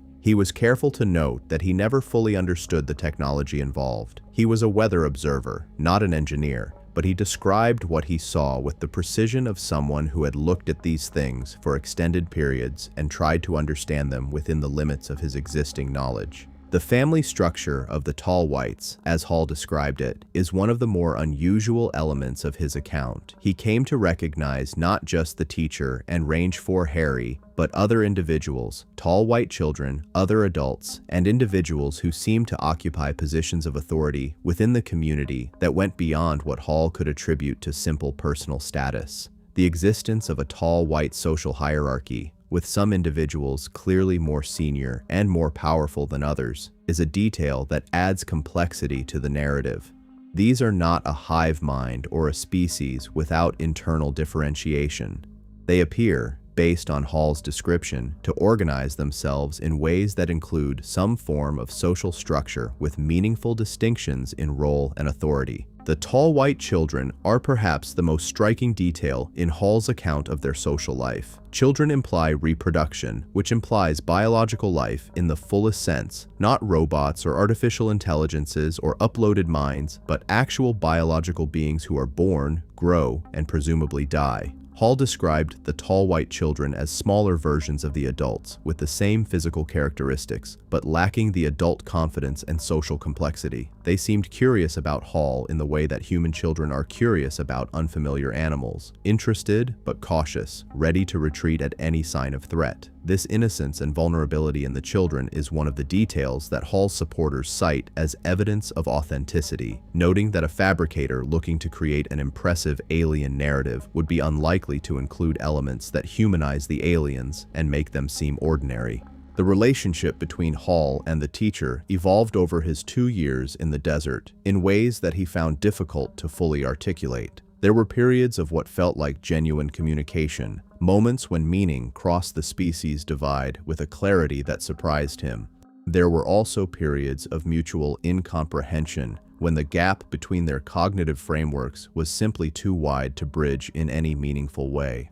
Hall described the teacher as patient in these moments, not frustrated by his limitations, but curious about them in the way that a scientist might be curious about an experimental result that doesn't fit the expected pattern. One of the most remarkable claims in Hall's books is that the teacher at one point communicated to him something about the nature of the tall whites' relationship to time and aging. According to Hall, the tall whites appeared to age more slowly than humans in earlier life, but much more rapidly in later life, reaching a point where, over a relatively short period, they transitioned from what appeared to be mature adulthood to very old age. Hall claimed that the very elderly tall whites looked quite different from the mature adults, taller than even the younger adults, with a more pronounced translucence of skin and with a different quality of movement that suggested both greater wisdom and greater physical fragility. This biological detail, specific enough to be verifiable if true,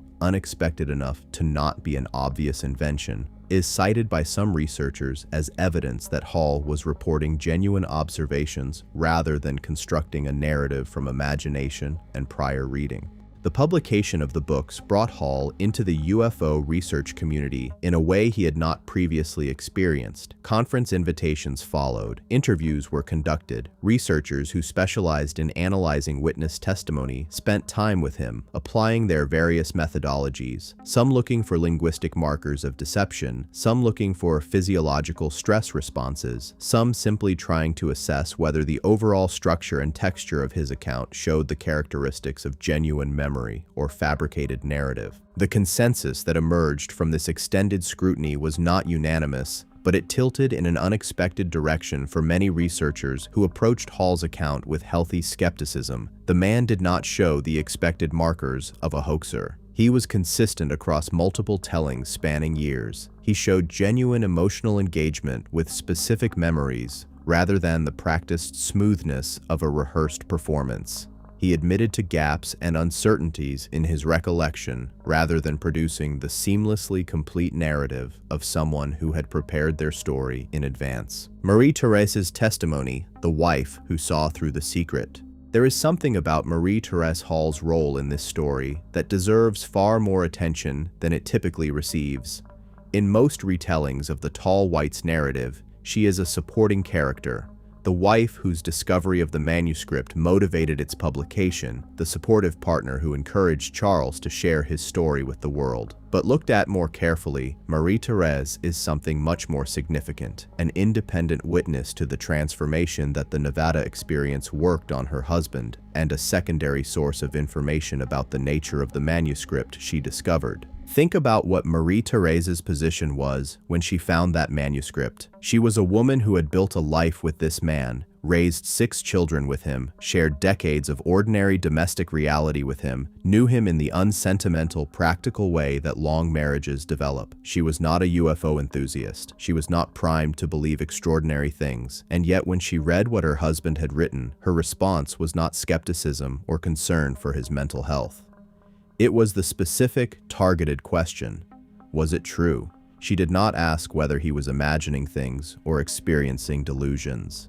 She asked him to swear to the truth of it, which is the question you ask when you believe something might actually have happened and you need to know whether to take it seriously. What in the manuscript convinced her to ask that question rather than a different one? The specificity of the account must have played a role, the kind of sensory detail and emotional texture that is very hard to sustain through pure invention, the consistency of the timeline, the way the narrative built logically from first encounter through gradual familiarity to something approaching relationship. These are the qualities of genuine memory rather than creative fiction. And Marie-Thérèse, whatever her general views on extraterrestrial life, was apparently able to perceive them. Her role in encouraging publication also deserves examination. Hall was reluctant. His initial instinct was to deny that the manuscript was anything other than fiction, a denial that his wife attributed to fear. Fear of what, specifically? The most obvious answer is fear of ridicule. The social consequences of being known as the man who claimed to have lived alongside alien beings for 2 years in the Nevada desert. But Hall's fear may have had a more specific character. He had spent a career in the United States Air Force, an institution that takes its classification requirements with deadly seriousness. Whatever he had seen in Nevada, whatever arrangements existed between the military and the beings he had encountered, might well fall under some form of classification that he feared he was still bound by even decades after his service ended. Marie-Thérèse's reassurance that the tall whites were not going to come for him, delivered with the practical humor of someone who clearly had her feet firmly on the ground, is one of the more endearingly human moments in an otherwise extraordinary story, and her suggestion that if the tall whites did show up, they could at least get a photograph this time reflects both a healthy skepticism about the seriousness of any threat and a genuine curiosity about the beings her husband had spent 2 years living alongside. This is not the reaction of a woman who thinks her husband is delusional. This is the reaction of a woman who has decided, on the basis of evidence available to her, that something real happened and that the world ought to know about it.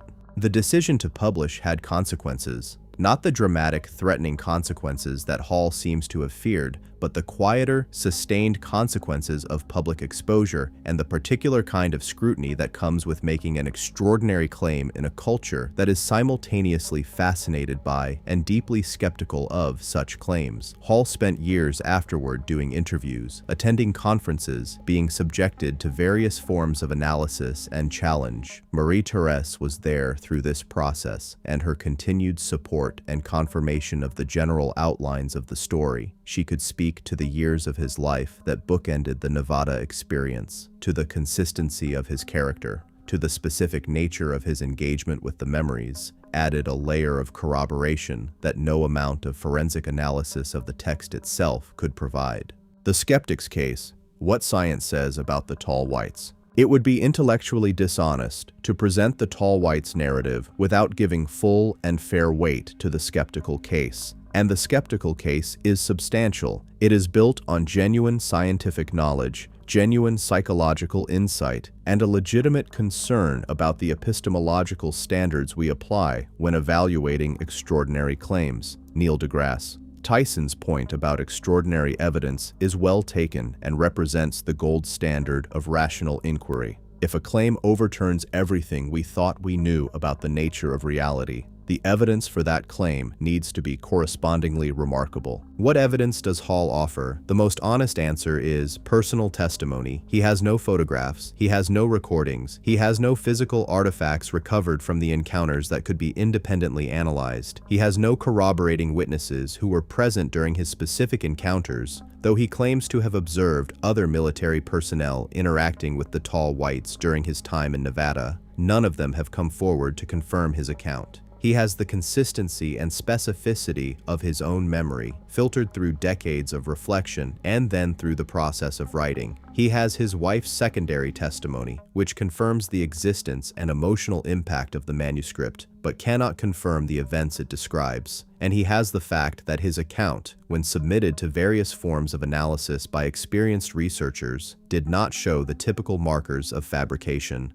Is personal testimony sufficient? In a court of law, personal testimony, especially when it is consistent, specific, and resistant to effective cross-examination, is considered evidence. Not proof, but evidence. The distinction matters. Evidence is something that increases the probability of a particular conclusion. Proof is something that establishes a conclusion beyond reasonable doubt. Hall's account is evidence in the first sense. It is not proof in the second sense.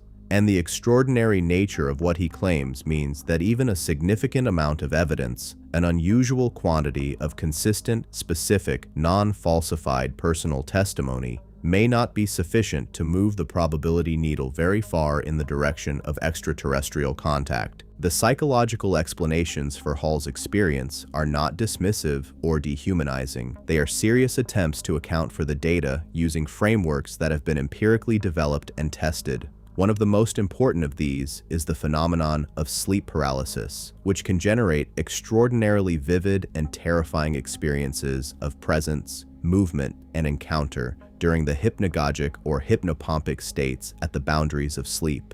Sleep paralysis experiences can include seeing figures standing near or approaching the sleeper, feeling watched or threatened, and experiencing sensations of paralysis or difficulty breathing.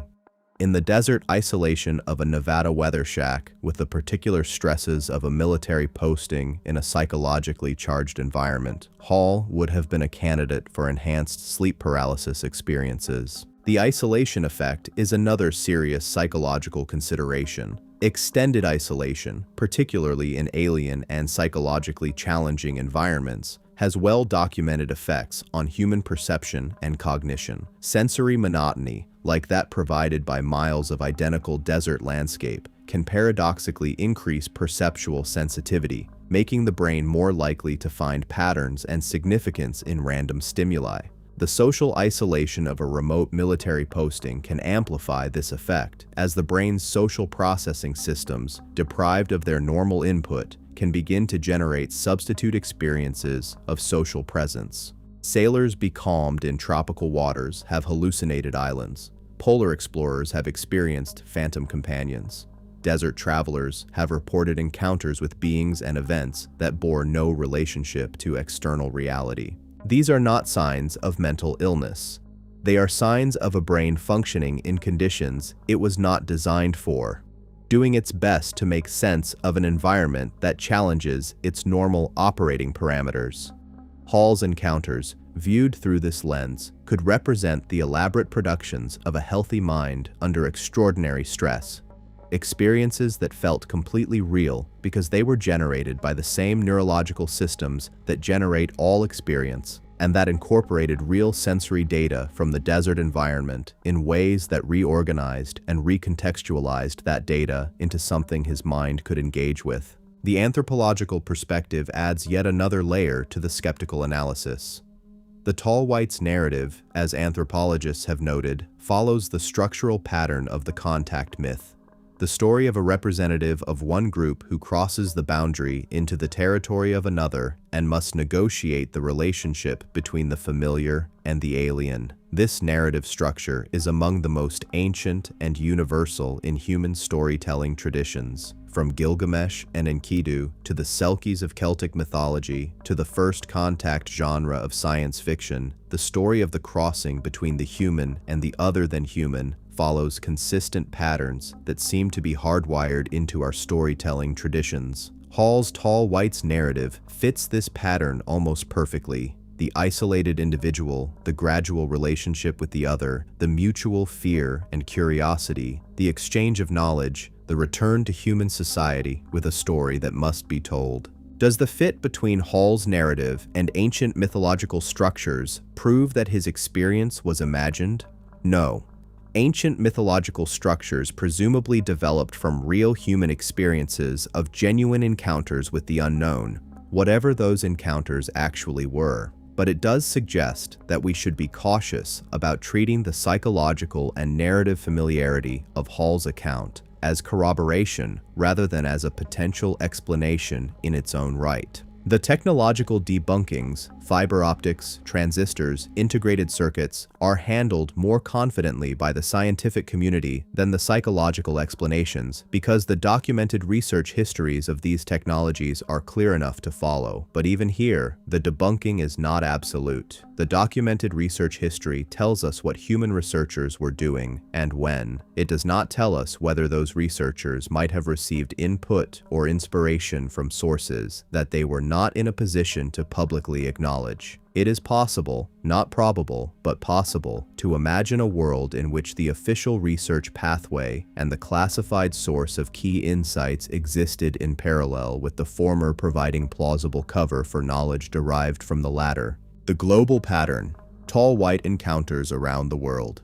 The tall whites phenomenon is not exclusively American. This is a point that tends to get lost in the primarily American context in which Hall's account is discussed, but it is significant. Encounters with tall, pale, humanoid beings have been reported across multiple countries, cultures, and historical periods. And the convergence of these reports with the specific characteristics described by Hall is something that the research community has spent considerable energy trying to understand. In South America, particularly in Brazil, Argentina, and Peru, there is a rich tradition of encounter reports involving tall, fair beings whose descriptions overlap significantly with Hall's tall whites. Brazilian UFO researcher A.J. Gayverd has documented dozens of cases from across Brazil in which witnesses describe beings matching the Nordic tall white physical profile: tall, white-skinned, platinum-haired, large-eyed, associated with craft that demonstrate extraordinary performance characteristics.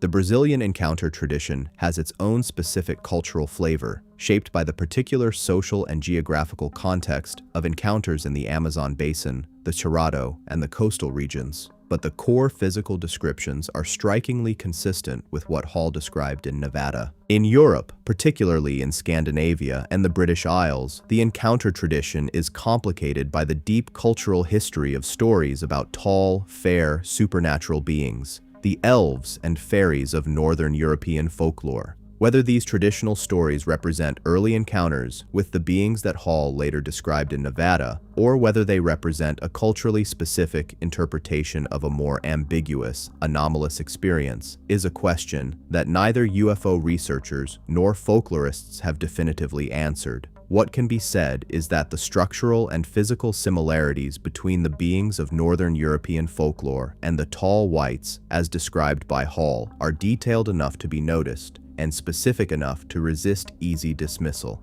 In Australia, the Aboriginal traditions that have been studied by anthropologists include descriptions of beings, sometimes called the Wandjina, that share certain characteristics with the Nordic tall white profile. The Wandjina are typically depicted as large, pale figures with enormous eyes and an oval or halo-shaped head associated with the sky and with the creation and ordering of the world. Whether these ancient depictions represent a genuine visual tradition of encounters with beings matching the tall white description, or whether they reflect a completely different kind of experience and meaning, is a question that requires careful cultural context rather than simple cross-cultural pattern matching. In Asia, particularly in Japan, China, and India, historical records and folklore traditions include recurring figures of tall, luminous, supernaturally intelligent beings associated with the sky and with the transmission of knowledge to human beings. The tenet of Japanese tradition, celestial beings described as tall, luminous, and associated with the higher regions of the sky, are one example.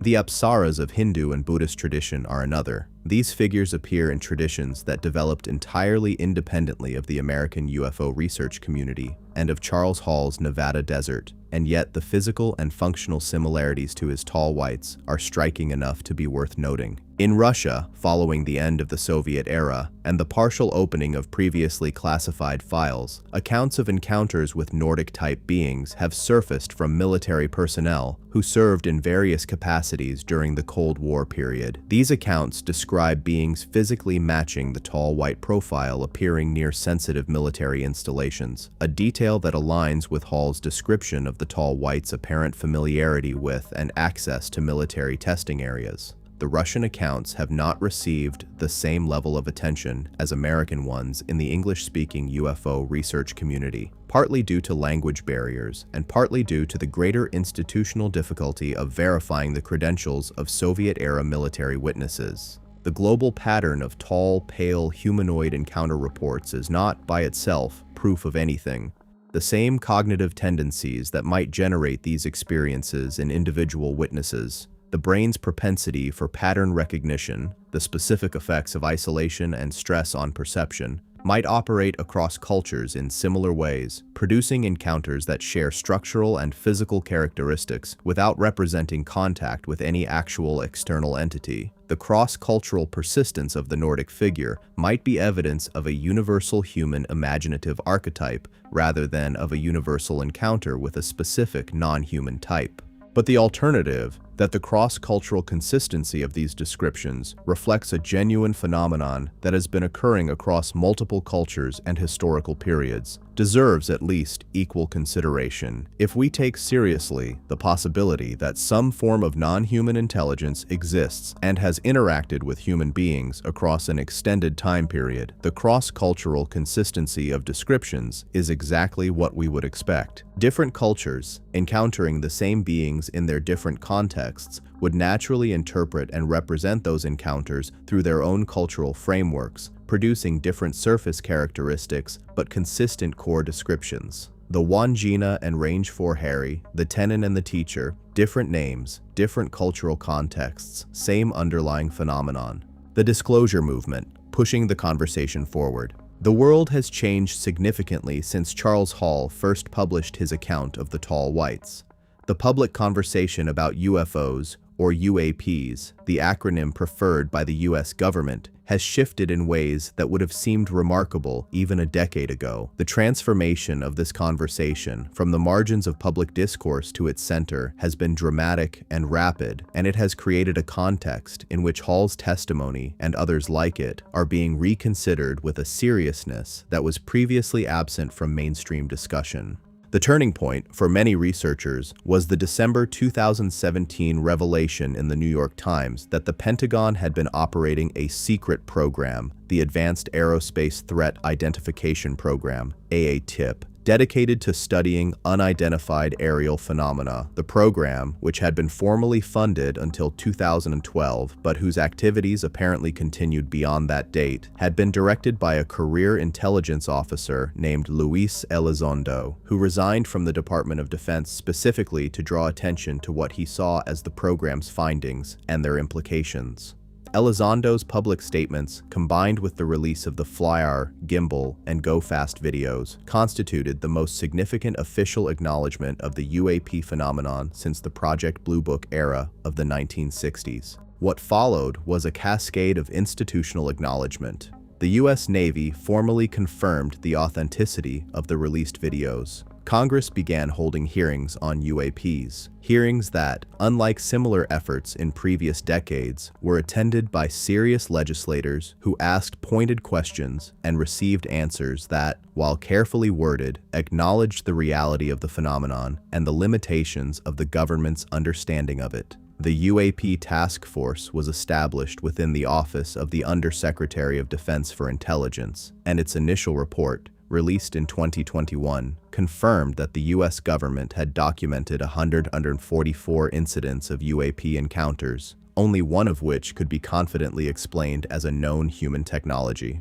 The Galileo project, founded by Harvard astrophysicist Avi Loeb following the controversy over the interstellar object Oumuamua, represented a new approach from mainstream science, a commitment to applying the methods of academic science to the systematic search for evidence of non-human intelligence.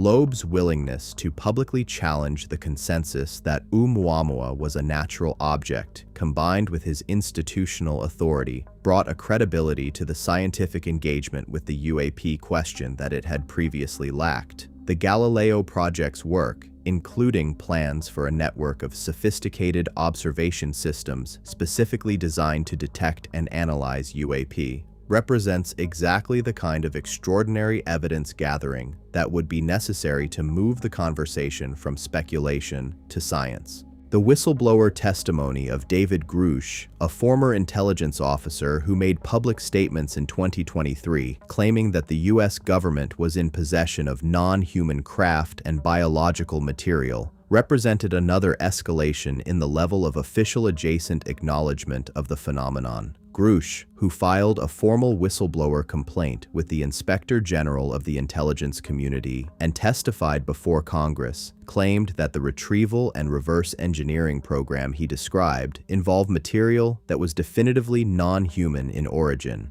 He did not claim direct personal knowledge of the tall whites specifically, but his description of the broader covert program, its scope, its methods, its concealment from congressional oversight, was consistent with the framework that Hall and others had described for decades. The disclosure movement, the loosely organized effort by former government and military personnel, researchers, and advocates to push the government toward greater transparency about its knowledge of the UAP phenomenon, has been building since the 1990s, but has accelerated dramatically in the past several years. Organizations like the To the Stars Academy, founded by former Blink-182 vocalist Tom DeLonge, in partnership with former intelligence and military officials, have served as platforms for controlled release of information that the participants claim represents a curated portion of what is actually known at the classified level. Whether the disclosure movement represents a genuine push toward transparency or a controlled management of public perception,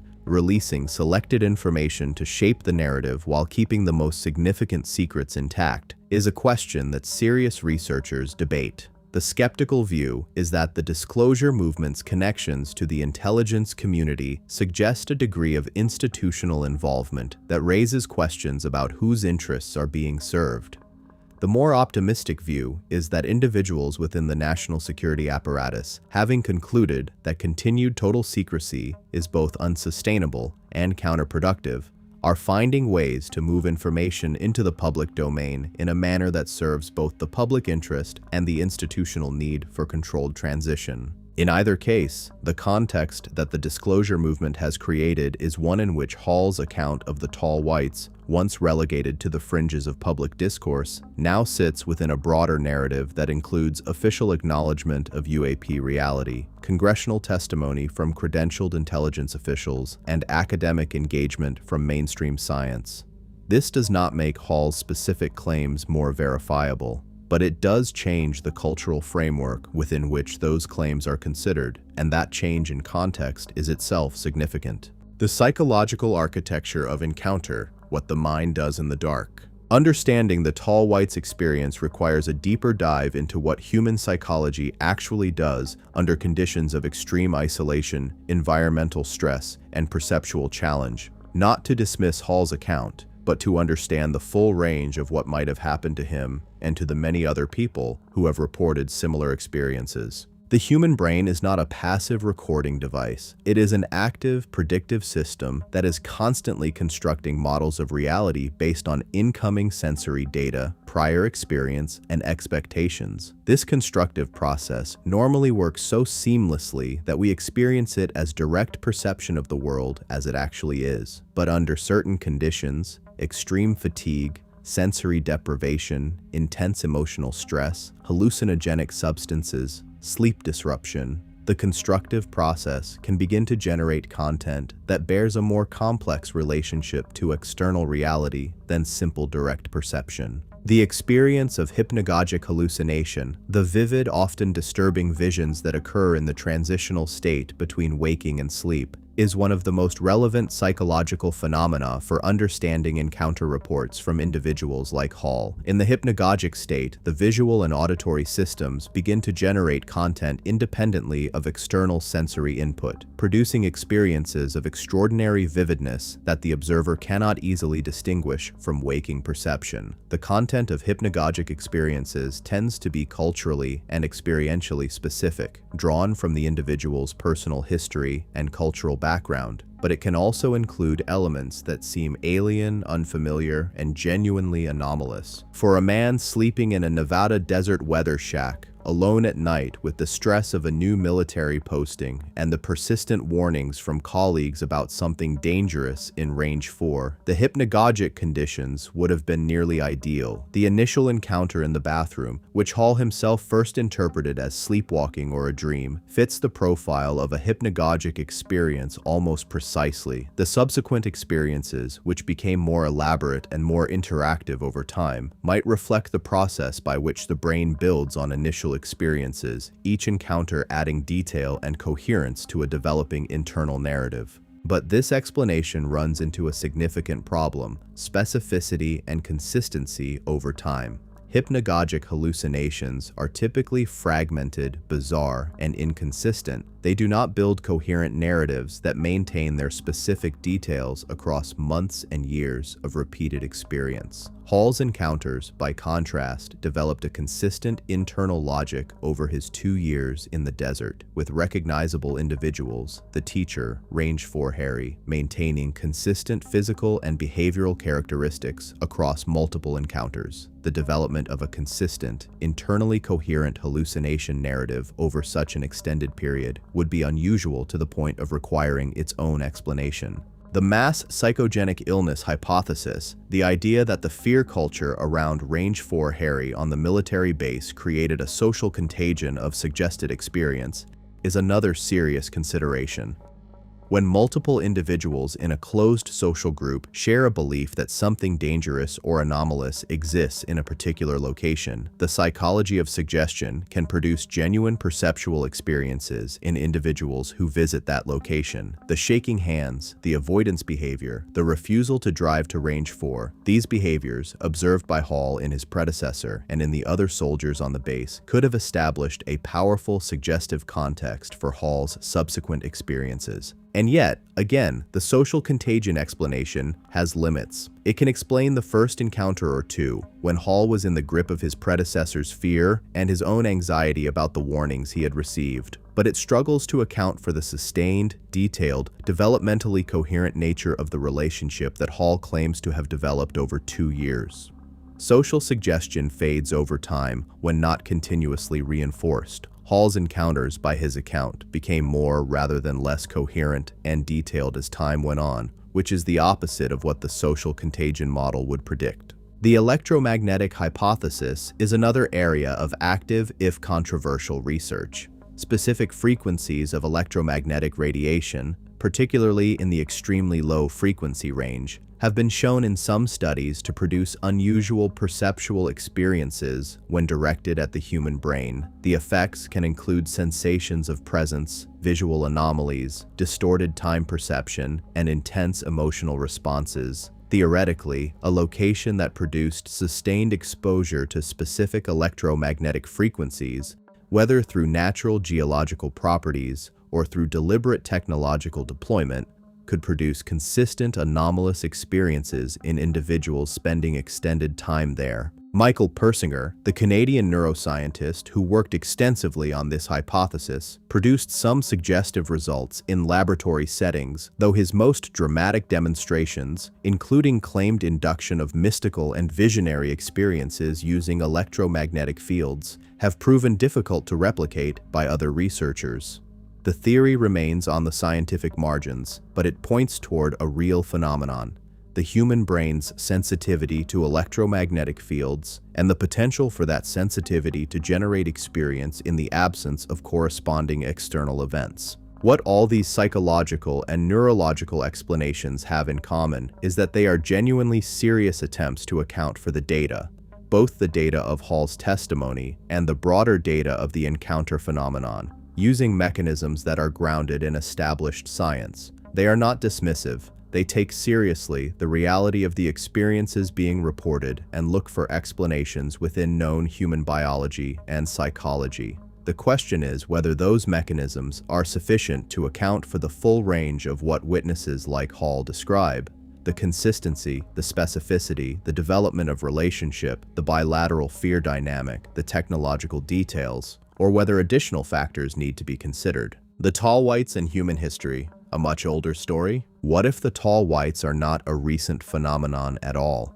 What if the encounters that Terz Hall and others have reported in the 20th and 21st centuries represent the contemporary manifestation of a presence that has been with humanity throughout its history, observed in every era, but interpreted through the available cultural and conceptual frameworks of each period? This is the hypothesis that a growing number of researchers, some in the UFO community, some in archaeology and ancient history, and some in the philosophy of science, have been exploring with increasing seriousness. The ancient astronaut hypothesis, as it has been popularized by figures like Erich von Däniken and Zecharia Sitchin, proposes that extraterrestrial beings played a role in the development of ancient human civilizations, providing technology, knowledge, and possibly genetic intervention that accelerated the development of Homo sapiens beyond the pace that natural evolution alone would have produced. The evidence cited for ancient extraterrestrial contact ranges from the genuinely puzzling to the clearly misrepresented.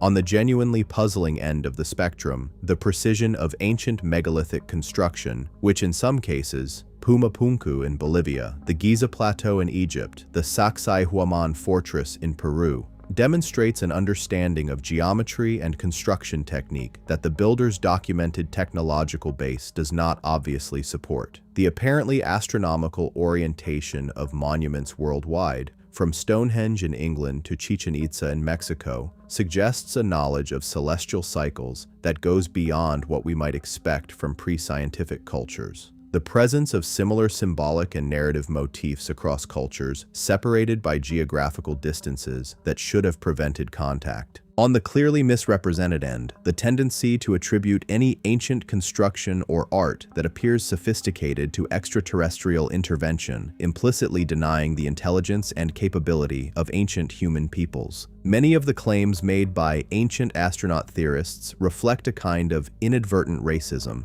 the assumption that ancient non-Western peoples could not have achieved what the archaeological record shows they achieved without outside help. This is both factually wrong and intellectually lazy, and it has done significant damage to the credibility of more carefully developed versions of the same hypothesis. What connects the ancient contact hypothesis to the tall whites specifically?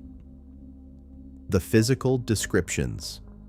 Across multiple ancient traditions, the gods, or the beings sent from the gods, who came down from the sky and interacted with human beings, are described in terms that map closely onto the Nordic tall white profile.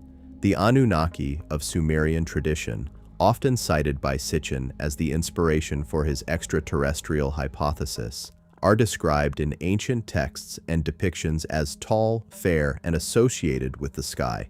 Though Sitchin's specific claims about the Anunnaki have been extensively criticized by academic scholars of ancient Mesopotamia, the Viracocha of Andean tradition, the pale-skinned, fair-haired culture bringer who arrived by sea or descended from the sky and brought civilization to the pre-Inca peoples, is another figure whose description overlaps with the tall white profile. The Nomo of Dogon tradition in West Africa, the amphibious beings from the Sirius star system who are credited with bringing astronomical and cosmological knowledge to the Dogon people, share some characteristics with the broader non-human intelligence framework, though their physical description is quite different from the tall white profile. If we take seriously the possibility that non-human beings of the type Hall described have been interacting with human beings across an extended time period, the texture of that interaction would look different in different historical contexts. In a pre-scientific society, without the conceptual framework of extraterrestrial origin, beings arriving in craft from the sky would naturally be interpreted as gods or divine messengers. Their superior technology, levitation, directed energy, telepathic communication, would look indistinguishable from divine power. Their interest in human development, their transmission of knowledge, their occasional intervention in human affairs, all of this would read as divine favor, divine testing, divine teaching. As human conceptual frameworks developed, as science began to displace theology as the primary mode of explaining the world, the interpretation of the same or similar encounters would naturally shift. The gods of ancient tradition would begin to be reconceptualized as extraterrestrials, beings from other worlds who were not supernatural in any fundamental sense, but who operated with technology so advanced that earlier peoples could not distinguish it from miracle. The encounter experience would persist, but its meaning would change as the interpretive framework changed. This evolutionary model of encounter interpretation does not prove that the tall whites are real, but it provides a coherent framework for understanding why similar beings appear in ancient myth and contemporary encounter reports, why the physical descriptions show such remarkable consistency across cultures and time periods, and why the narrative of contact, the isolated individual, the mutual fear and curiosity, the exchange of knowledge, shows up in so many different cultural and historical contexts.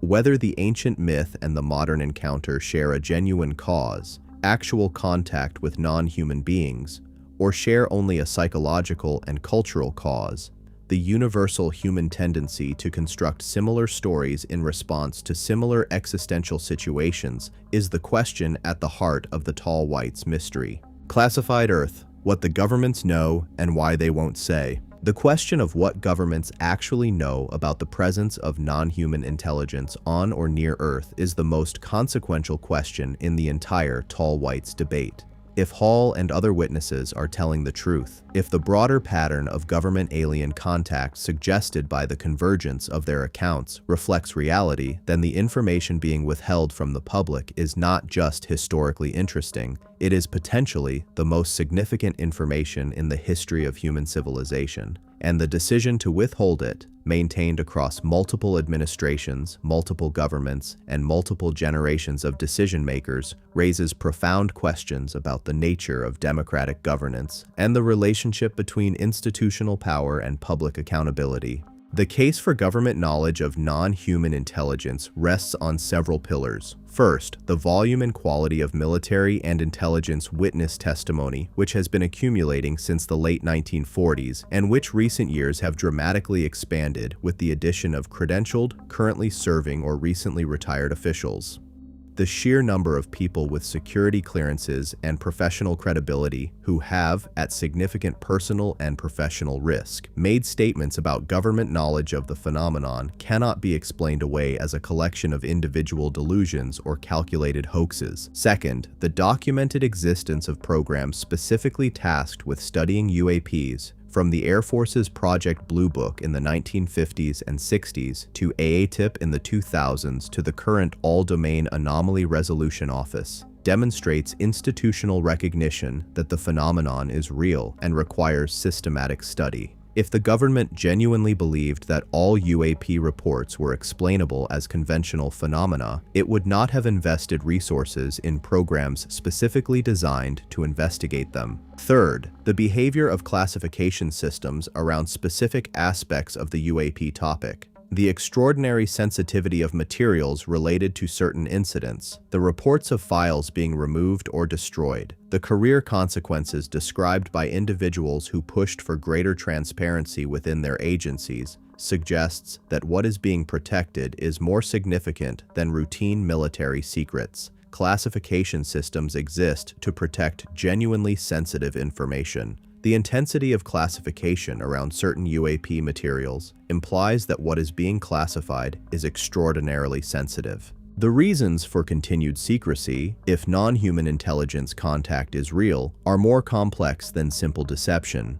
Those who have thought carefully about the disclosure question, including some of the officials who have been most vocal about their own concerns about transparency, have articulated a range of reasons why the decision to maintain secrecy might have been made and maintained in good faith, even by people who genuinely believed the public had a right to know. The social stability argument is the most commonly cited. The revelation of confirmed non-human intelligence contact with Earth would be a paradigm-shattering event, not just scientifically, but theologically, philosophically, and psychologically. The implications for religious belief systems that center on the uniqueness of humanity's relationship with the divine are obvious and potentially profound. the implications for existing political and social hierarchies, which are built on human systems of legitimacy that would need to be renegotiated in the context of a non-human presence, are less immediately obvious but potentially equally disruptive. The argument is that the slow, managed disclosure approach, carefully calibrated releases of information over an extended period, allowing cultural and institutional adaptation to occur at a pace that minimizes disruption, is more responsible than the immediate and total revelation of everything that is known. The strategic advantage argument is different in character. The technology associated with non-human intelligence, if it is real and if it has been partially understood and developed, represents a strategic asset of staggering value. Revealing the existence of this technology, or even the fact that it exists, would have implications for global power dynamics that the holders of the information would naturally be reluctant to manage. The same logic that makes military technology classification a matter of national security applies with even greater force to technology that might be orders of magnitude more advanced than anything in the public domain. The uncertainty argument is perhaps the most honest. If officials who know about the non-human intelligence situation do not fully understand its nature, its intentions, or the rules governing its behavior, they may genuinely not know how to responsibly present this information to the public. How do you tell people that there are beings operating in their airspace and potentially on their territory who are not human, whose motivations are unclear, and whose technological capabilities dwarf anything humanity currently possesses without triggering responses, panic, military action, political instability that could make the situation dramatically worse? The officials who have managed this information across multiple decades may have concluded, right or wrong, that the responsible course of action was to buy time, keeping the secret while working to better understand the situation and develop a framework for eventually sharing it in a way that served the public interest. The space between belief and proof, living with uncertainty. We have come a long way from the Nevada desert and the weather shack where Terz Hall first heard the strange sounds and saw the impossible white figures. We have traveled through history and mythology, through psychology and physics, through the corridors of classified government programs and the archives of global UFO research. And yet we find ourselves, at this point in the journey, in the same place we always seem to end up in the conversation about the tall whites, the space between belief and proof, where certainty is impossible, and yet where some persistent nagging sense that the world might not be quite what we have been told, refuses to be quieted. This space is uncomfortable. Human beings are pattern-seeking creatures who crave resolution, who want the open question closed and the mystery solved. The uncertainty of the tall whites question, the impossibility of definitively proving or definitively disproving the core claim, is a kind of intellectual torture for minds that are not accustomed to sitting with fundamental ambiguity about the nature of reality. We want to know, we want to be told, and the refusal of the evidence to add up to a clean answer is, in its own way, one of the most maddening aspects of the entire story. But perhaps the discomfort of uncertainty is itself instructive. Perhaps it tells us something important about the limits of our current frameworks, scientific, political, cultural, for engaging with questions of this magnitude. The scientific method is extraordinarily powerful within its domain, but it requires testable hypotheses and repeatable experiments, a phenomenon that apparently operates outside the conditions that make scientific testing possible, that appears and disappears on its own schedule, that leaves little or no physical trace, that involves beings who are apparently capable of preventing observation when they choose to, is a phenomenon that challenges the scientific method not by being supernatural, but by being sufficiently advanced to be effectively beyond the reach of our current investigative tools. This does not mean that science should give up on the question. Quite the opposite. The development of new investigative tools, the kind of sophisticated multi-sensor observation network that the Galileo project is developing, combined with the analytical power of modern artificial intelligence and the unprecedented reach of satellite-based observation, represents the next frontier in the scientific engagement with the UAP question. If something is out there, and if it interacts with the physical world in ways that leave any trace at all in the electromagnetic spectrum or in the material record, the tools to detect and analyze that trace are becoming available. Science is not defeated by difficult questions, it adapts. The political dimension of the question is evolving as well. The shift in the institutional conversation about UAPs, from official denial to official acknowledgement of unexplained phenomena, represents a genuine change in the public space available for serious engagement with the question. Congressional hearings, official reports, and the institutional credibility now attached to individuals who are willing to speak publicly about their UAP-related knowledge all contribute to a gradual normalization of the conversation that was unimaginable 20 years ago. But normalization is not the same as resolution, and the specific question of the tall whites, the question of whether beings matching the description Hall provided are real, whether they have had the relationship with U.S. military installations that he described, and whether the U.S. government has maintained a decades-long program of contact and technology exchange with them, remains without a definitive answer. The institutional acknowledgement that UAPs are real does not constitute confirmation of the extraterrestrial hypothesis, let alone the specific claims about the tall whites. The distance between "we have documented aerial phenomena we cannot explain" and "tall white beings from the Pleiades have been trading technology for secrecy in the Nevada desert" is still very large, and the evidence available to the public does not yet bridge that gap.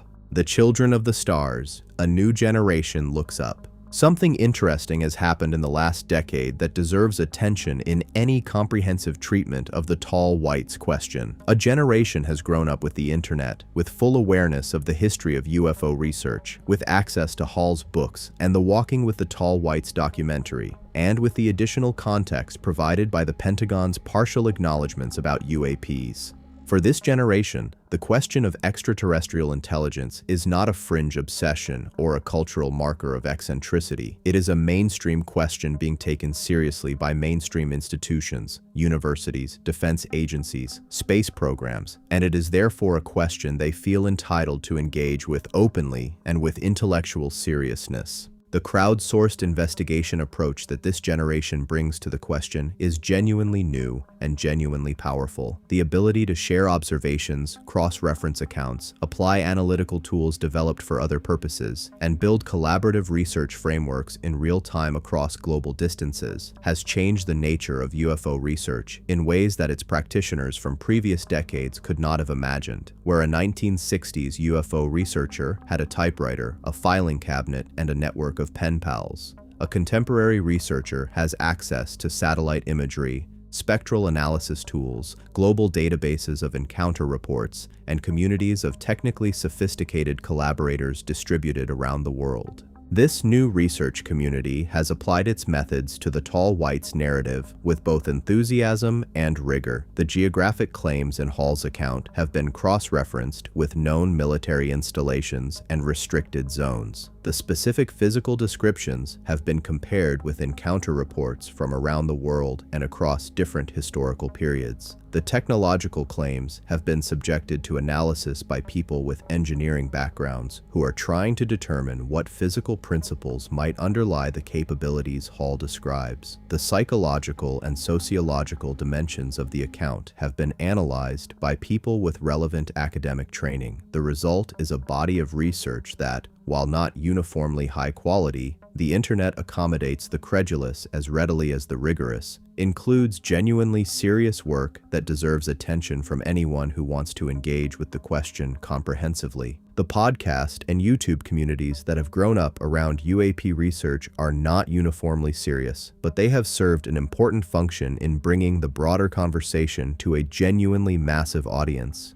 Millions of people who would never attend a UFO conference or read a dense research report have engaged with the tall whites question through the accessible medium of conversational video and audio content. The quality of that engagement varies enormously, from careful, skeptically balanced discussion to credulous promotion of unverified claims. But the scale of it represents a genuine cultural phenomenon that reflects a widespread public appetite for honest engagement with the question of non-human intelligence. The intersection of the tall whites question with the growing public interest in the search for extraterrestrial life through conventional scientific means is particularly interesting. The discovery of exoplanets in habitable zones, the detection of complex organic molecules in interstellar space, the growing scientific consensus that the building blocks of life are widespread in the universe, and the ongoing search for biosignatures in the atmospheres of Earth-like exoplanets have all contributed to a scientific environment in which the question of extraterrestrial life has shifted from speculative to highly plausible.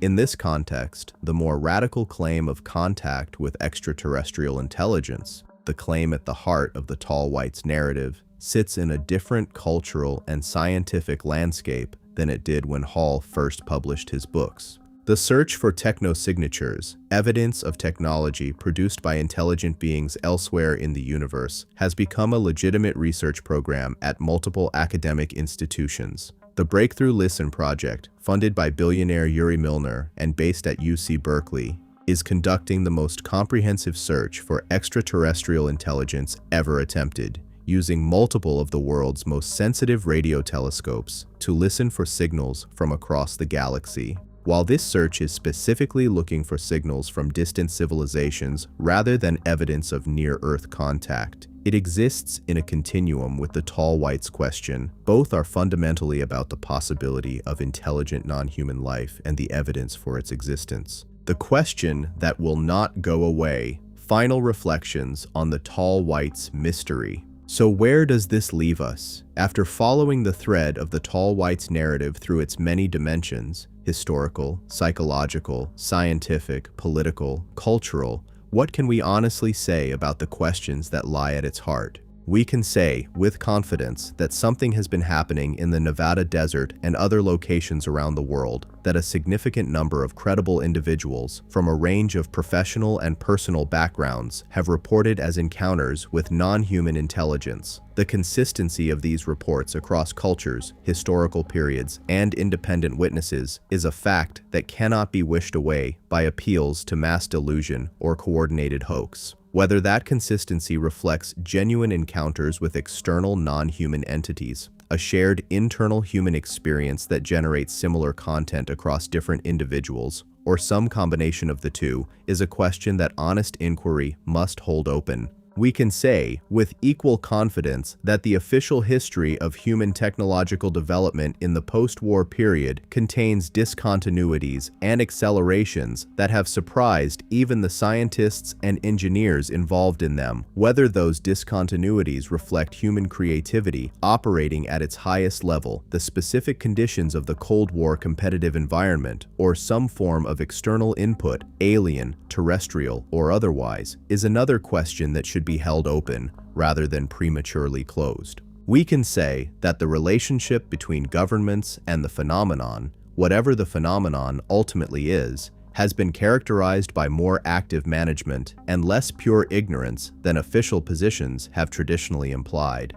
The pattern of classification, program creation, witness intimidation, and selective disclosure that has surrounded the UAP question across multiple decades and multiple national governments is not consistent with the behavior of institutions that simply have nothing to hide. It is consistent with the behavior of institutions that are managing information they have determined, for whatever reasons, the public is not yet equipped to receive. We can say that Terz Hall was a real person who had a real experience in the Nevada desert, an experience that transformed him in ways that lasted for decades, that his wife recognized as genuine from the texture of the account he produced, and that showed, under extended scrutiny by people looking for evidence of fabrication, the markers of genuine memory rather than creative invention. Whether that genuine experience reflected contact with non-human beings or reflected something that the Nevada desert and the isolation of his posting did to his mind and perception, the experience was real to him in every sense that matters practically. And we must say, with honesty, that we do not know. We do not know whether the tall whites are real. We do not know whether they are present in Nevada or anywhere else on Earth. We do not know whether the technology exchange that Hall and others have described actually occurred, or whether the government's secrecy reflects knowledge of non-human contact, rather than simply the ordinary secrecy of a national security apparatus protecting its classified programs. We do not know whether the ancient myths and the contemporary encounter reports share a genuine cause or are connected only by the universal patterns of human cognition and storytelling. The not knowing is uncomfortable, but it is honest, and in a conversation as contaminated by motivated reasoning on all sides, both those who desperately want to believe and those who are equally desperately committed to denial, honesty about the limits of what we know is itself a form of intellectual courage. The physics of the impossible. Could the tall whites actually exist? Before we go any further in our consideration of the tall whites, it is worth asking a fundamental question that tends to get bypassed in the heat of debate about witness testimony and government secrecy. Could beings with the characteristics Hall described actually exist, and could they actually be here? Not whether they are here, we have already established that this is an open question, but whether the physical and biological reality Hall describes is compatible with what science tells us about the universe. The height issue is a good starting point, 7 to 8 feet tall. Is this biologically plausible for a humanoid species? The answer, somewhat surprisingly, is yes, with caveats. Human beings range in height from under 4 feet to over 8 feet, with the extremes representing the outer boundaries of what the human body plan can support under terrestrial gravitational conditions. A species that evolved under conditions of lower gravity than Earth. Many scientists who have thought about exoplanetary biology note that planets with lower surface gravity are common, might readily achieve heights significantly greater than the human norm while maintaining a similar body plan. The bone density, muscle mass, and cardiovascular requirements of a species that evolved under lower gravity would be different from human norms, and a being from such a world that spent extended time on Earth would need some form of technological assistance to manage the physiological demands of higher gravity, perhaps explaining the suits that Hall described. The coloration is equally plausible. The extremely pale skin and white hair that Hall described would be characteristic of a species that evolved in an environment with significantly different stellar radiation than Earth receives from the Sun. A planet orbiting a star with a cooler surface temperature, a K-type or M-type star, rather than the G-type star that our Sun represents, would receive radiation peaked at longer wavelengths, with less ultraviolet than Earth receives. Under such conditions, the evolutionary pressure for melanin-based UV protection would be minimal, and skin coloration might evolve toward a much paler end of the spectrum. The Pleiades stars are hot, young O and B-type stars with high UV output, which complicates this specific biological argument. But if the tall white's origin is a planetary system associated with a cooler companion star within or near the Pleiades, the biological logic holds. The large eyes that Hall and other witnesses have described as a characteristic feature of tall, fair humanoid beings are another trait that has a straightforward evolutionary explanation. In the sensory landscape of a planet with less available light, orbiting a dimmer star, or with a denser atmospheric layer that attenuated incoming light, evolution would strongly favor enlarged sensory organs capable of gathering more light. The convergent evolution of large eyes in Earth's own nocturnal species demonstrates this principle clearly. A humanoid species from a world with lower average illumination would naturally evolve larger eyes than humans, and those eyes would have a different optical structure adapted to low-light conditions, potentially explaining the crystalline, unusual quality that witnesses consistently describe. The telepathic communication is the hardest element to evaluate in purely physical terms. Telepathy, the direct transmission of thought between minds without any physical medium, has no established mechanism in current physics. However, the term telepathic may be imprecise when applied to what Hall actually described. What he experienced was the direct transmission of meaning and intention in a way that bypassed spoken language, but this does not necessarily require a mechanism outside known physics. Advanced neural interface technology, the ability to read and transmit the neural patterns associated with specific concepts and emotions, is something that contemporary human research is already beginning to approach. A sufficiently advanced technology could, in principle, create the experience of what Hall called telepathic communication through mechanisms that are physically conventional but operationally invisible to the observer. The levitation capability, the sense that the suits worn by the tall whites enabled some form of gravity manipulation or directed flight, is the most physically challenging element of Hall's description. There is currently no known physical mechanism by which gravity can be locally manipulated using technology of any kind. However, it is worth noting that our understanding of gravity itself remains incomplete. The reconciliation of general relativity with quantum mechanics, the unified theory of gravity that physics is still seeking, may, when it is eventually achieved, reveal physical principles that our current models do not contain, and that might admit of technological application currently unimaginable. Bob Lazar's description of the propulsion system of the craft he claimed to have worked on at S4, based on the amplification of gravity waves using stable super-heavy elements, is speculative in the extreme and has not been validated by mainstream physics. But it represents a genuine physical hypothesis with a defined mechanism which puts it in a different category from pure fantasy. Whether a civilization with hundreds or thousands of years more scientific development than humanity could develop, gravity manipulation technology is not a question that current physics can answer definitively in either direction. We can say it is not currently possible with known physics. We cannot say it would be impossible with physics not yet known.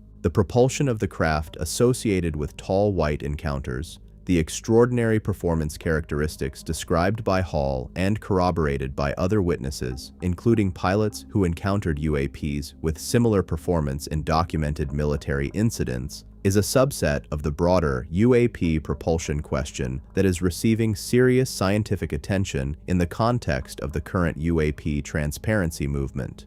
The behaviors described, instantaneous acceleration, right-angle turns, extreme speeds without conventional propulsion signatures, are not consistent with any known human technology, but are not obviously inconsistent with physical principles that a more advanced technology might exploit. The physics of exotic propulsion is a genuine research area, and while it has not yet produced practical results, it is not without theoretical substance. Living next door to the unknown, the human cost of extraordinary experience. There is a dimension of the tall white's story that tends to get lost in the excitement of the larger questions. The question of what this experience cost Charles Hall as a human being.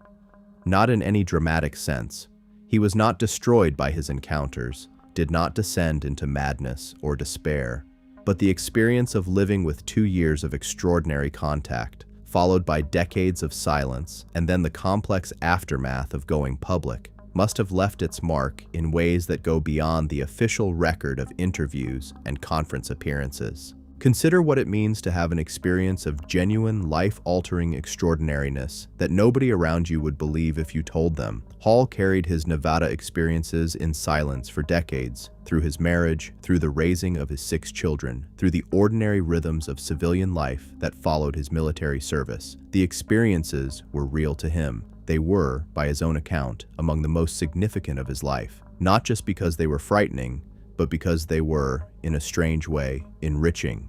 He had spent 2 years in the presence of beings whose intelligence and capability vastly exceeded his own, and the exposure to that intelligence had apparently expanded his sense of what was possible, what was real, what the universe actually contained. And then he came home and became a civilian and could not talk about any of it. The isolation of carrying that knowledge or that experience, whether or not the skeptical mind accepts it as knowledge, must have been profound. The conversations he could not have, the observations he could not share, the sense of knowing something about the nature of reality that placed him permanently outside the mainstream of shared human understanding. This is the invisible cost of extraordinary experience, and it is a cost that deserves recognition regardless of what we ultimately conclude about the literal truth of Hall's claims. The decision to write, and ultimately to publish, was clearly therapeutic in some sense, but it was also costly. The public reception of Millennial Hospitality was precisely what Hall's years of silence had presumably been anticipating. a mixture of the fascinated, the curious, the credulous, and the dismissive, with relatively little of the respectful, serious engagement that his account warranted. Being publicly identified as the man who lived with alien beings in the Nevada desert is not a neutral social position. It changes relationships, affects professional standing, and permanently alters the way strangers approach you. Hall navigated this with what observers have described as considerable dignity, maintaining his account without embellishment, acknowledging uncertainty where it existed, and declining to perform either false modesty or false certainty. Marie-Thérèse's support through this process deserves another mention because it represents something important about the human dimension of the story. She believed him. Not necessarily in the literal extraterrestrial sense. One gets the impression that Marie-Thérèse was far too pragmatic a person to commit fully to any position beyond the reach of her direct knowledge. But she believed in the genuineness of his experience and in the integrity of his account of it, and she was willing to publicly stake her own credibility on that belief by appearing alongside him in documentary contexts and by speaking openly about what she knew of the manuscript and the events described in it. This partnership, one person carrying an impossible experience, another choosing to stand alongside them in the weight of its social consequences, is one of the more quietly moving aspects of the Tall White story. It is a human story embedded within what is claimed to be a cosmic one, and its humanity is, in a sense, its most compelling quality. What they wanted, the motivations of the Tall Whites. If we take Hall's account at face value, one of the most pressing questions is, what did the Tall Whites want? Why were they in the Nevada desert? What was the purpose of their presence at a U.S. Air Force testing range? What did they hope to accomplish through the arrangement, whatever its specific terms, that apparently gave them access to this location and a degree of protection from military response? Hall's account provides some answers to these questions, though they are partial and filtered through the limited perspective of a young weather observer who was not privy to the highest level negotiations that presumably underlied the arrangement he observed. The Tall Whites, as Hall described them, seemed to be using the Nevada desert area as a temporary base of operations, a stopping point rather than a permanent home. Their presence was purposeful, organized, and clearly planned over a significant time horizon, suggesting that whatever they were doing, there was part of a longer-term program rather than an accidental or emergency visit. The specific activities that Hall observed, or was told about by the Tall Whites themselves, suggest a combination of logistical, recreational, and possibly diplomatic functions. The Tall Whites apparently used the area as a point from which their craft could launch and return, suggesting that it served as a kind of hub or refueling point. They also appeared to use it as a place where Tall White families, including children, could spend time in a controlled environment away from the risks that any more public location would have presented. Hall described a sense that the Tall Whites valued the isolation and the specific geographical and atmospheric qualities of the Nevada desert in ways that went beyond pure strategic convenience. The interest in Hall himself, in a particular individual weather observer who happened to be posted to the ranges adjacent to their base of operations, is one of the most intriguing elements of the motivational question. Why would beings of vastly superior intelligence and capability develop an interest in a specific young American soldier? Hall's own interpretation was that the Tall Whites were studying him, that he was, in some sense, a research subject as much as a potential relationship. The teacher's patient engagement with him, her observations of his work and his behavioral patterns, her apparent interest in the limits and capacities of his understanding, all of this fits the profile of careful scientific observation. But there may have been more to it than pure research interest. Hall described moments in his relationship with the Tall Whites that seemed to involve genuine communication of information, not just observation of his behavior, but active sharing of knowledge and perspective. The Tall Whites, whatever their ultimate agenda, seemed to have some interest in Hall's understanding being expanded, in his capacity to comprehend things beyond his prior experience being developed. Whether this represented genuine benevolence, a kind of mentorship or education offered to a representative of a younger species, or whether it served a more instrumental purpose in the Tall Whites' broader program, Hall could not determine. The bilateral fear dynamic, as we have already discussed, suggests that the tall whites were operating with a genuine awareness of the risks involved in their Nevada presence. They were not operating from a position of complete confidence or total control.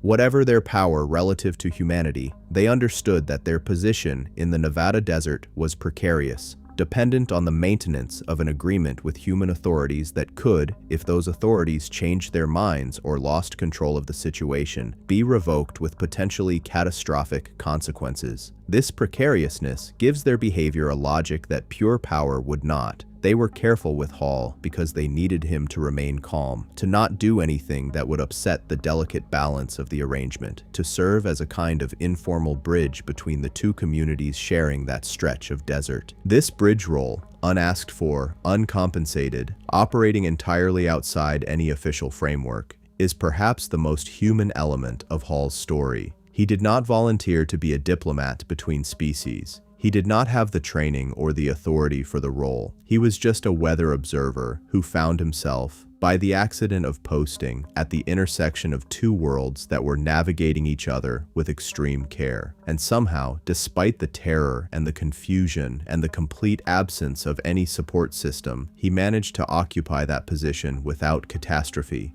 maintaining his own equanimity and the fragile peace between two species that could very easily have gone very wrong. Returning home, Hall after Nevada. The 2 years in Nevada ended, as all military postings do, with the simple bureaucratic fact of reassignment. Charles Hall was posted elsewhere. The extraordinary daily reality of the Nevada desert, the encounters, the observations, the developing relationship with the tall whites, gave way to a different military posting with different responsibilities and, presumably, no unusual cohabitants. Hall continued his military service, checked off his obligations, was eventually discharged into civilian life, and began the long process of building the ordinary existence that most veterans construct in the aftermath of their service. What did he carry with him? Everything. The Nevada experience was not the kind of thing that could be left behind in the desert like an abandoned piece of equipment. It had reorganized his understanding of reality at the most fundamental level. He had spent 2 years in the company of beings whose existence demonstrated that the human species was not alone in the universe, that intelligence could evolve along entirely different pathways and achieve entirely different forms, and that the institutions entrusted with protecting and informing the human population were keeping from that population information of cosmic significance. That reorganization of understanding did not unhappen when he crossed the Nevada state line on his way to his next posting. The decades between his Nevada posting and his eventual publication of Millennial Hospitality were, by all accounts, years of living quietly with an impossible knowledge. He built a life, a marriage, a family, a career in various civilian capacities. He did not speak publicly about what he had experienced. He did not seek out UFO researchers or government officials or anyone who might have shared or confirmed his experience. He existed, for all outward purposes, as an ordinary man with an extraordinary secret. What finally broke the silence? The convergence of several factors, all of which came together in the years when Marie-Thérèse discovered the manuscript. Hall was aging, old enough to feel the weight of time and the possibility that he might leave the world without sharing what he knew. His children were grown, reducing one category of reason for discretion. The UFO research community, which had continued to develop through the 1970s, 80s, and 90s, had reached a level of sophistication and public presence that made the prospect of engaging with it more manageable than it would have been in the immediate aftermath of his Nevada years. And Marie-Thérèse's discovery of the manuscript forced the question. No longer could it remain a private secret. Someone else now knew, and the question of what to do with that knowledge required a decision. The publication process itself was not straightforward. Hall approached the decision to publish with the same caution that had characterized his decades of silence. The choice to frame the Millennial Hospitality series as a fictionalized account of real events, clearly based on his own experience, but nominally presented as narrative rather than pure memoir, reflected both a degree of continued protective instinct and a practical assessment of how the material would be received. As fiction or fiction-adjacent narrative, it could find a publisher reach an audience, and allow readers to engage with the material at whatever level of literal acceptance they were comfortable with. As pure nonfiction assertion of fact, it would face a much higher bar of institutional skepticism and a much more limited audience. The subsequent years of public engagement, the conferences, the interviews, the documentary, the sustained attention of the UFO research community brought Hall into contact with many people who shared elements of his experience or who brought frameworks for understanding it that he had not had access to during his years of silence. The documentary Walking with the Tall Whites, which combined Hall's testimony with Marie-Thérèse's account and the observations of several UFO researchers, gave his story a presentation that reached audiences who might never read a 4-volume book series. The public reception was predictable in its contours, but still, apparently, sometimes difficult for a private man who had spent most of his life keeping this experience to himself. The desert still waits. What happens next? The Nevada desert has not changed in any fundamental way since Charles Hall drove away from Range 4 for the last time in 1967. The sagebrush still grows in the same slow, patient way. The sky is still the same enormous darkness at night, with the same overwhelming quantity of stars. The military installations around Nellis are still there, expanded, updated, still classified in the ways that matter. And if any non-human beings were using that stretch of desert in the 1960s, the question of whether they are still there, or whether they ever return, is one that nobody is in a position to definitively answer. What has changed is the human context. The conversation about non-human intelligence, whether grounded in genuine phenomenon or in human imagination, is now a mainstream conversation with institutional participants. The tools available to anyone who wants to systematically observe the Nevada skies are more powerful than anything available in Hall's day. The social and professional consequences of reporting unusual observations are lower than they have ever been. The gradual normalization of the UAP conversation has created an environment in which a weather observer who encountered something inexplicable in the Nevada desert might, today, have more options for what to do with that experience than Hall had in 1965. The Tall Whites question will not be resolved by this document or by any document currently in existence. It will be resolved, if it is ever resolved, by evidence. New evidence from new witnesses, physical evidence that can be independently analyzed and verified, institutional disclosure of classified materials that bear on the question, technological developments in observation and analysis that make the systematic study of the phenomenon possible in ways that it currently is not. The resolution, if it comes, will come from the world of fact rather than from the world of argument. Until then, the question remains open. Are the tall whites among us? Are they watching as you read this from some desert range or mountain valley or other pocket of isolation where human populations are thin and military classifications are thick? Are they patient, these beings who apparently measure their lives on a different scale than ours, waiting for the human species to develop to the point where the relationship between our civilizations can be openly acknowledged rather than covertly managed? Or is this all, every word of it, from Hall's first glimpse of a white figure in a desert bathroom to the Senate hearing rooms where intelligence officials speak carefully about unexplained aerial phenomena? An elaborate, self-sustaining mythology that humanity has been generating and consuming to fill the existential space that certainty cannot yet occupy? We do not know.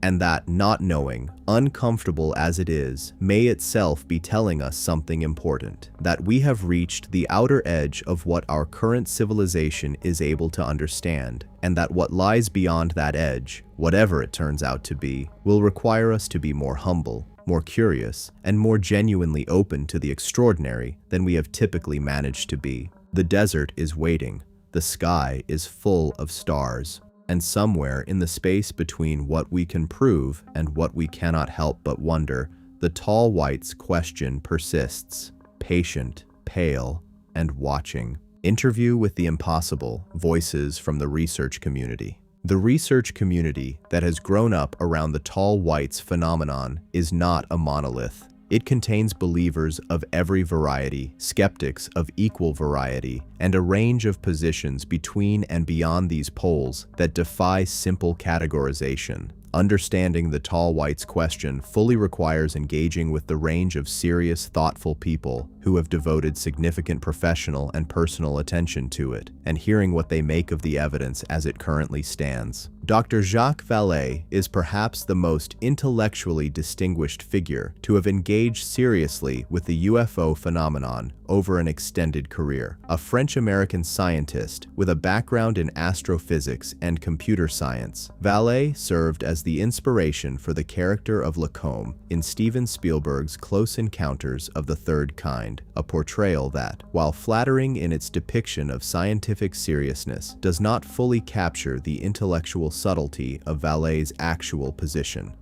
Vallée has been skeptical of the straightforward extraterrestrial hypothesis, the idea that UFOs are simply craft from other planets whose inhabitants have decided to visit Earth, for decades. His alternative framework, which he calls the interdimensional hypothesis, proposes that the phenomenon may not involve beings traveling from other star systems, but rather beings or intelligences that exist in a different relationship to space and time than we do, able to intersect with our experience from a direction that our current physics has no category for. This framework has interesting implications for the tall whites question. If the beings Hall encountered were not physically traveling from the Pleiades each time they appeared in the Nevada desert, but were rather emerging from or transitioning through a different dimensional or temporal relationship to ordinary physical space, several of the most physically challenging aspects of the story become somewhat less challenging. The absence of visible propulsion systems during some observed movements. The apparent ability to appear and disappear without conventional transport. The strange relationship to time that Hall described the teacher communicating about.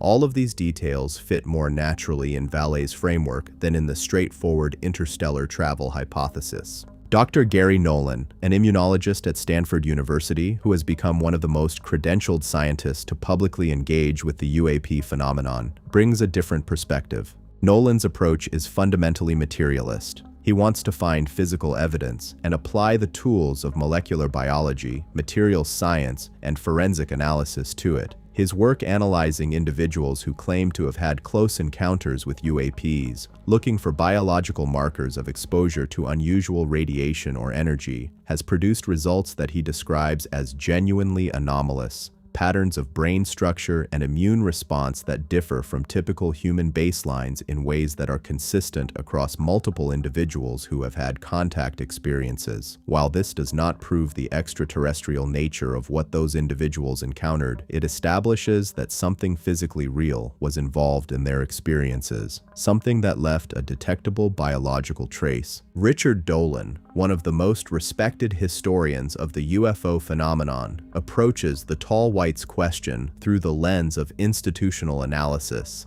asking not what these beings are or where they come from, but what the systematic management of information about them tells us about the nature of governmental and military institutions. Dolan's comprehensive analysis of the paper trail surrounding classified UAP programs, the documents that have been released through Freedom of Information Act requests, the institutional histories that can be reconstructed from public sources, the patterns of classification and declassification that reveal the outlines of programs whose contents remain sealed, supports the conclusion that governments worldwide have been managing information about the UAP phenomenon with extraordinary care and at extraordinary expense for many decades. The scale and sophistication of that management effort implies, in Dolan's analysis, that what is being managed is significantly more than a collection of explainable atmospheric anomalies and misidentified conventional aircraft. Grant Cameron, a Canadian researcher who has focused specifically on the presidential knowledge question,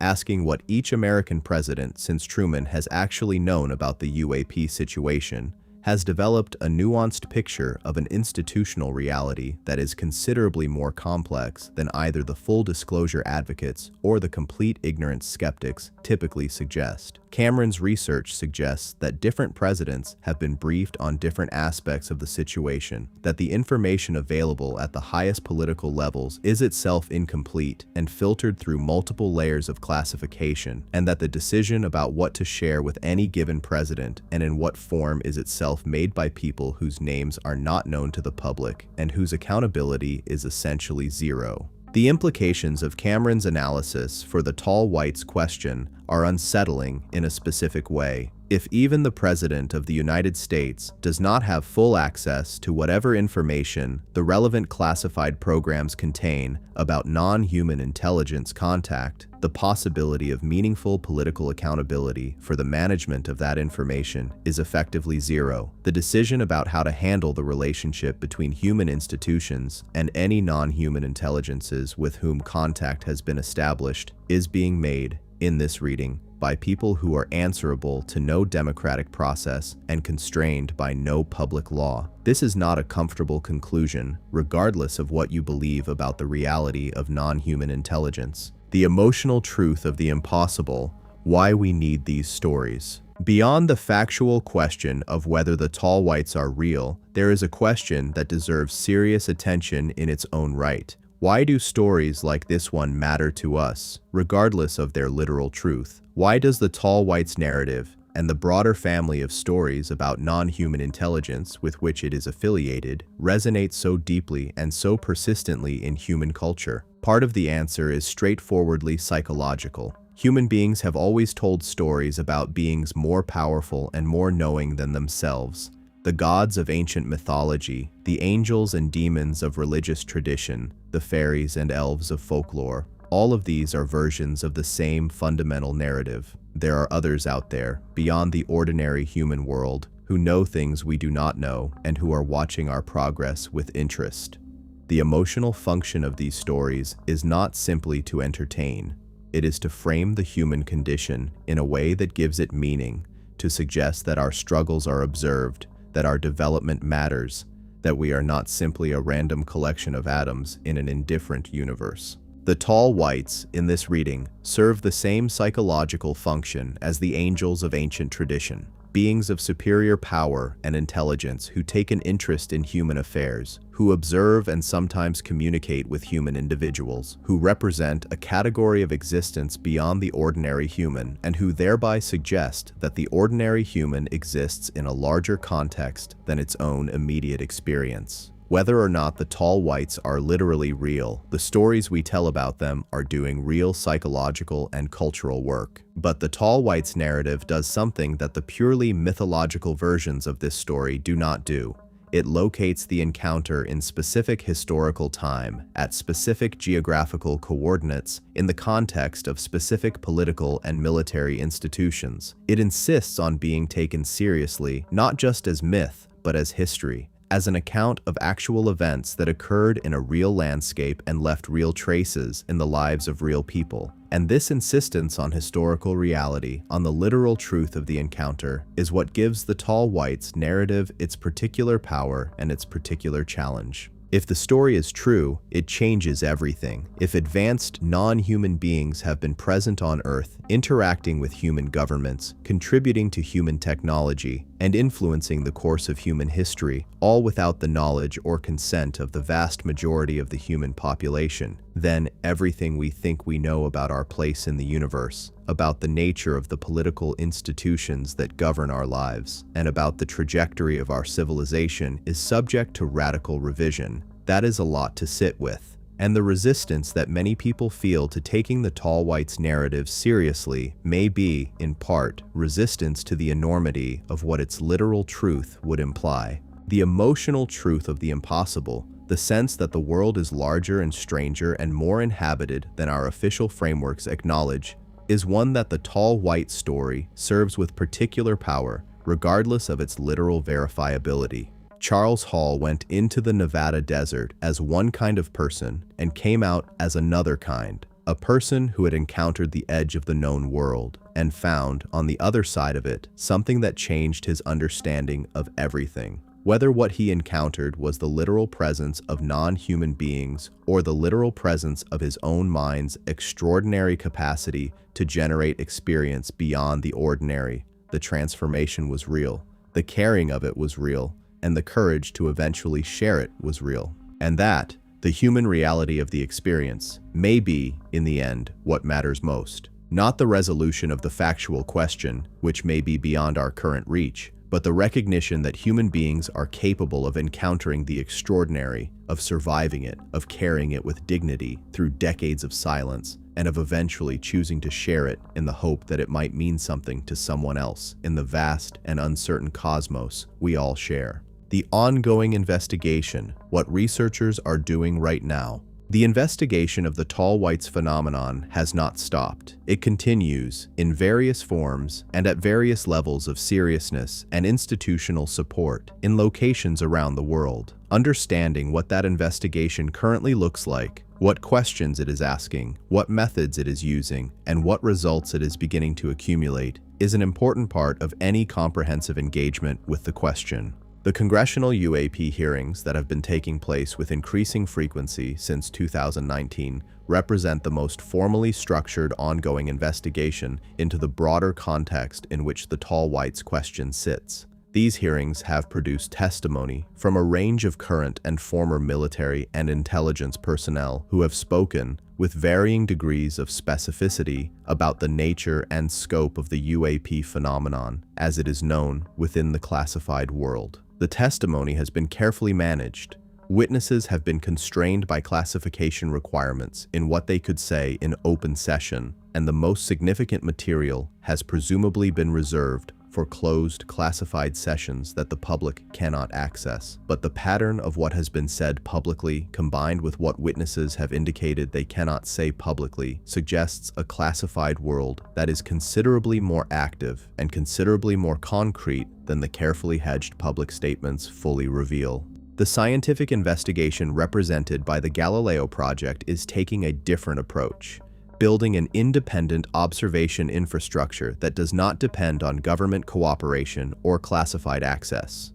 The project's plan to deploy a global network of sensors specifically designed to detect and characterize UAPs uses the methods of academic science, hypothesis-driven observation, peer-reviewed analysis, public reporting of results, to approach a question that has typically been studied outside conventional scientific frameworks. While the project is in its early stages, it represents a genuine commitment of serious scientific resources to the systematic study of the phenomenon, and its eventual results, whatever they are, will carry a credibility in the scientific community that previous UFO research has typically lacked. In Nevada specifically, civilian researchers continue to observe the skies around the areas where Hall was stationed and where UAP sightings have clustered historically. The tools available to these researchers have improved dramatically. High-resolution optical and infrared cameras, military-grade night vision equipment, sophisticated radar systems in some cases, and software tools capable of automatically identifying and tracking anomalous objects in video footage. The quality and quantity of documented observations has increased substantially, and a subset of those observations continues to include objects that do not match the performance envelope of any known human aircraft. The biological and physical trace investigation that researchers like Gary Nolan are conducting represents another active front in the overall research effort.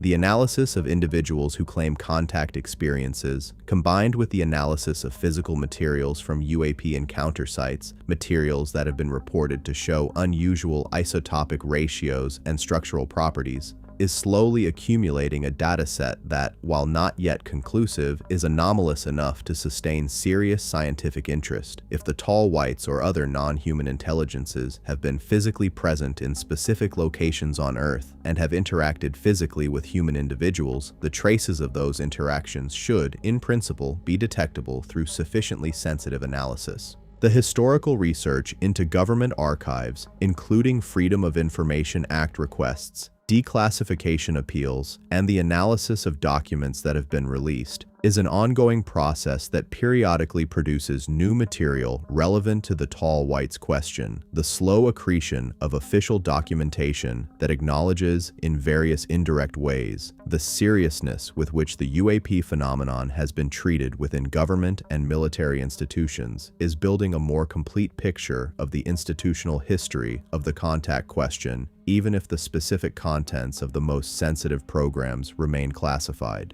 The witness collection effort, the systematic gathering of accounts from military and intelligence personnel who have knowledge of UAP-related programs or experiences, continues to expand the testimonial database. The Disclosure Project and similar organizations have accumulated hundreds of accounts from individuals with relevant credentials and experience, creating a body of testimony that, taken as a whole, presents a picture of a phenomenon far more concrete and institutionally engaged than any single account could suggest. A letter to the unknown, humanity's message to whatever is out there. If the tall whites are real, if they or other non-human intelligences are present in or near our world, watching our development and managing their relationship with us through the quiet diplomacy of classified programs and selective contact, then what message does humanity want to send to them? Not through official channels that we cannot verify or control, but directly from the awareness of human beings who have thought carefully about the situation and who believe that whatever is out there deserves to be engaged with honestly. The message would start with an acknowledgement. We know you are there, or we strongly suspect it. The weight of the testimony, the convergence of the evidence, the pattern of the official responses, all of it points toward a presence that our institutions have chosen not to officially confirm, but that a growing portion of our population has concluded is real. We have been living for decades in a world where the most fundamental question about the nature of our place in the cosmos, are we alone, has had a known answer at one level of our civilization while remaining officially unanswered at the public level. We find this situation difficult. We are ready for something better. The message would continue with a question: what do you want? Not what do you need in the practical sense, what resources, what territories, what technological assistance, but what do you actually want from this relationship? What was the purpose of the Nevada encounters? What have the decades of classified contact been building toward? Is there a longer arc to this story that our limited temporal perspective cannot see? A plan or a hope or an intention that operates on a timeline measured in centuries rather than years. The message would include an offer of genuine partnership, not the managed, asymmetric relationship that the classified contact model apparently represents, but a real partnership between civilizations that are different in almost every way, but that share, perhaps, a commitment to the persistence and flourishing of intelligence in a universe that has managed, against enormous odds, to produce it. The human civilization that is reaching toward the stars, tentatively, awkwardly, with enormous waste and frequent cruelty, but also with genuine beauty and extraordinary determination, is not the same civilization that first encountered the tall whites in the Nevada desert in the 1960s. It has learned things, grown in ways, developed capacities that it did not have then. It may be ready for a different kind of relationship. And the message would end with honesty. We are afraid. Not of you, specifically. Though the disparity in capability is daunting and the history of contact between civilizations of unequal power gives pause, we are afraid of what the confirmation of your existence would mean for the frameworks, religious, political, social, that we use to organize our lives. We are afraid of the changes that genuine contact would require us to make to systems we have built over centuries and grown deeply attached to. We are afraid in the deepest sense of the unknown that you represent, the proof that the universe is larger and stranger and more inhabited than we have managed to fully accept. But we are more afraid of the alternative, of continuing to live in a world where the most important question about our nature and our future is being managed for us, without our knowledge or consent, by people who may or may not have our best interests at heart. We would rather be afraid together than safe in our carefully managed ignorance. That, in the end, may be humanity's most important message to whatever is watching from the desert ranges and the mountain valleys and the vast dark spaces between the stars. We are ready to be afraid together. We are ready to know. Epilogue: the white figure at the edge of the known. The Nevada desert at night is as it has always been. The stars press down from above, brilliant and indifferent. The sagebrush whispers in whatever wind chooses to move through the valley. The mountains stand against the sky like dark cutouts, patient and ancient and entirely unimpressed by the centuries of human activity that have unfolded at their feet. The weather shacks that Hall knew have been replaced, updated, or decommissioned over the 60 years since he walked among them. But the desert itself is the same desert. The air smells the same, dry, mineral, faintly alive with the nighttime activity of creatures that have learned to thrive in conditions that challenge everything else. And somewhere in that darkness, in the space between what we can prove and what we cannot help but wonder, in the gap between the official story and the whispered one, the question persists. Are they there? Are the tall, pale figures that Charles Hall encountered in the summer of 1965 still present in some form, in some arrangement, in some corner of the vast American desert that has been set aside for the activities that cannot be publicly acknowledged? Are they somewhere else entirely, having concluded their business in Nevada and moved on to whatever the next phase of their program required? Or were they never there at all? Nothing more than the elaborate productions of a mind under extraordinary stress, reaching for meaning in the darkness? We do not know. We may not know in our lifetimes, but the question is alive, and the questioning is worthwhile, and the desert is patient. Whatever the truth turns out to be, extraterrestrial, psychological, interdimensional, or something that none of our current categories adequately describes, the Tall Whites narrative has served a genuine purpose in the human conversation about our place in the cosmos.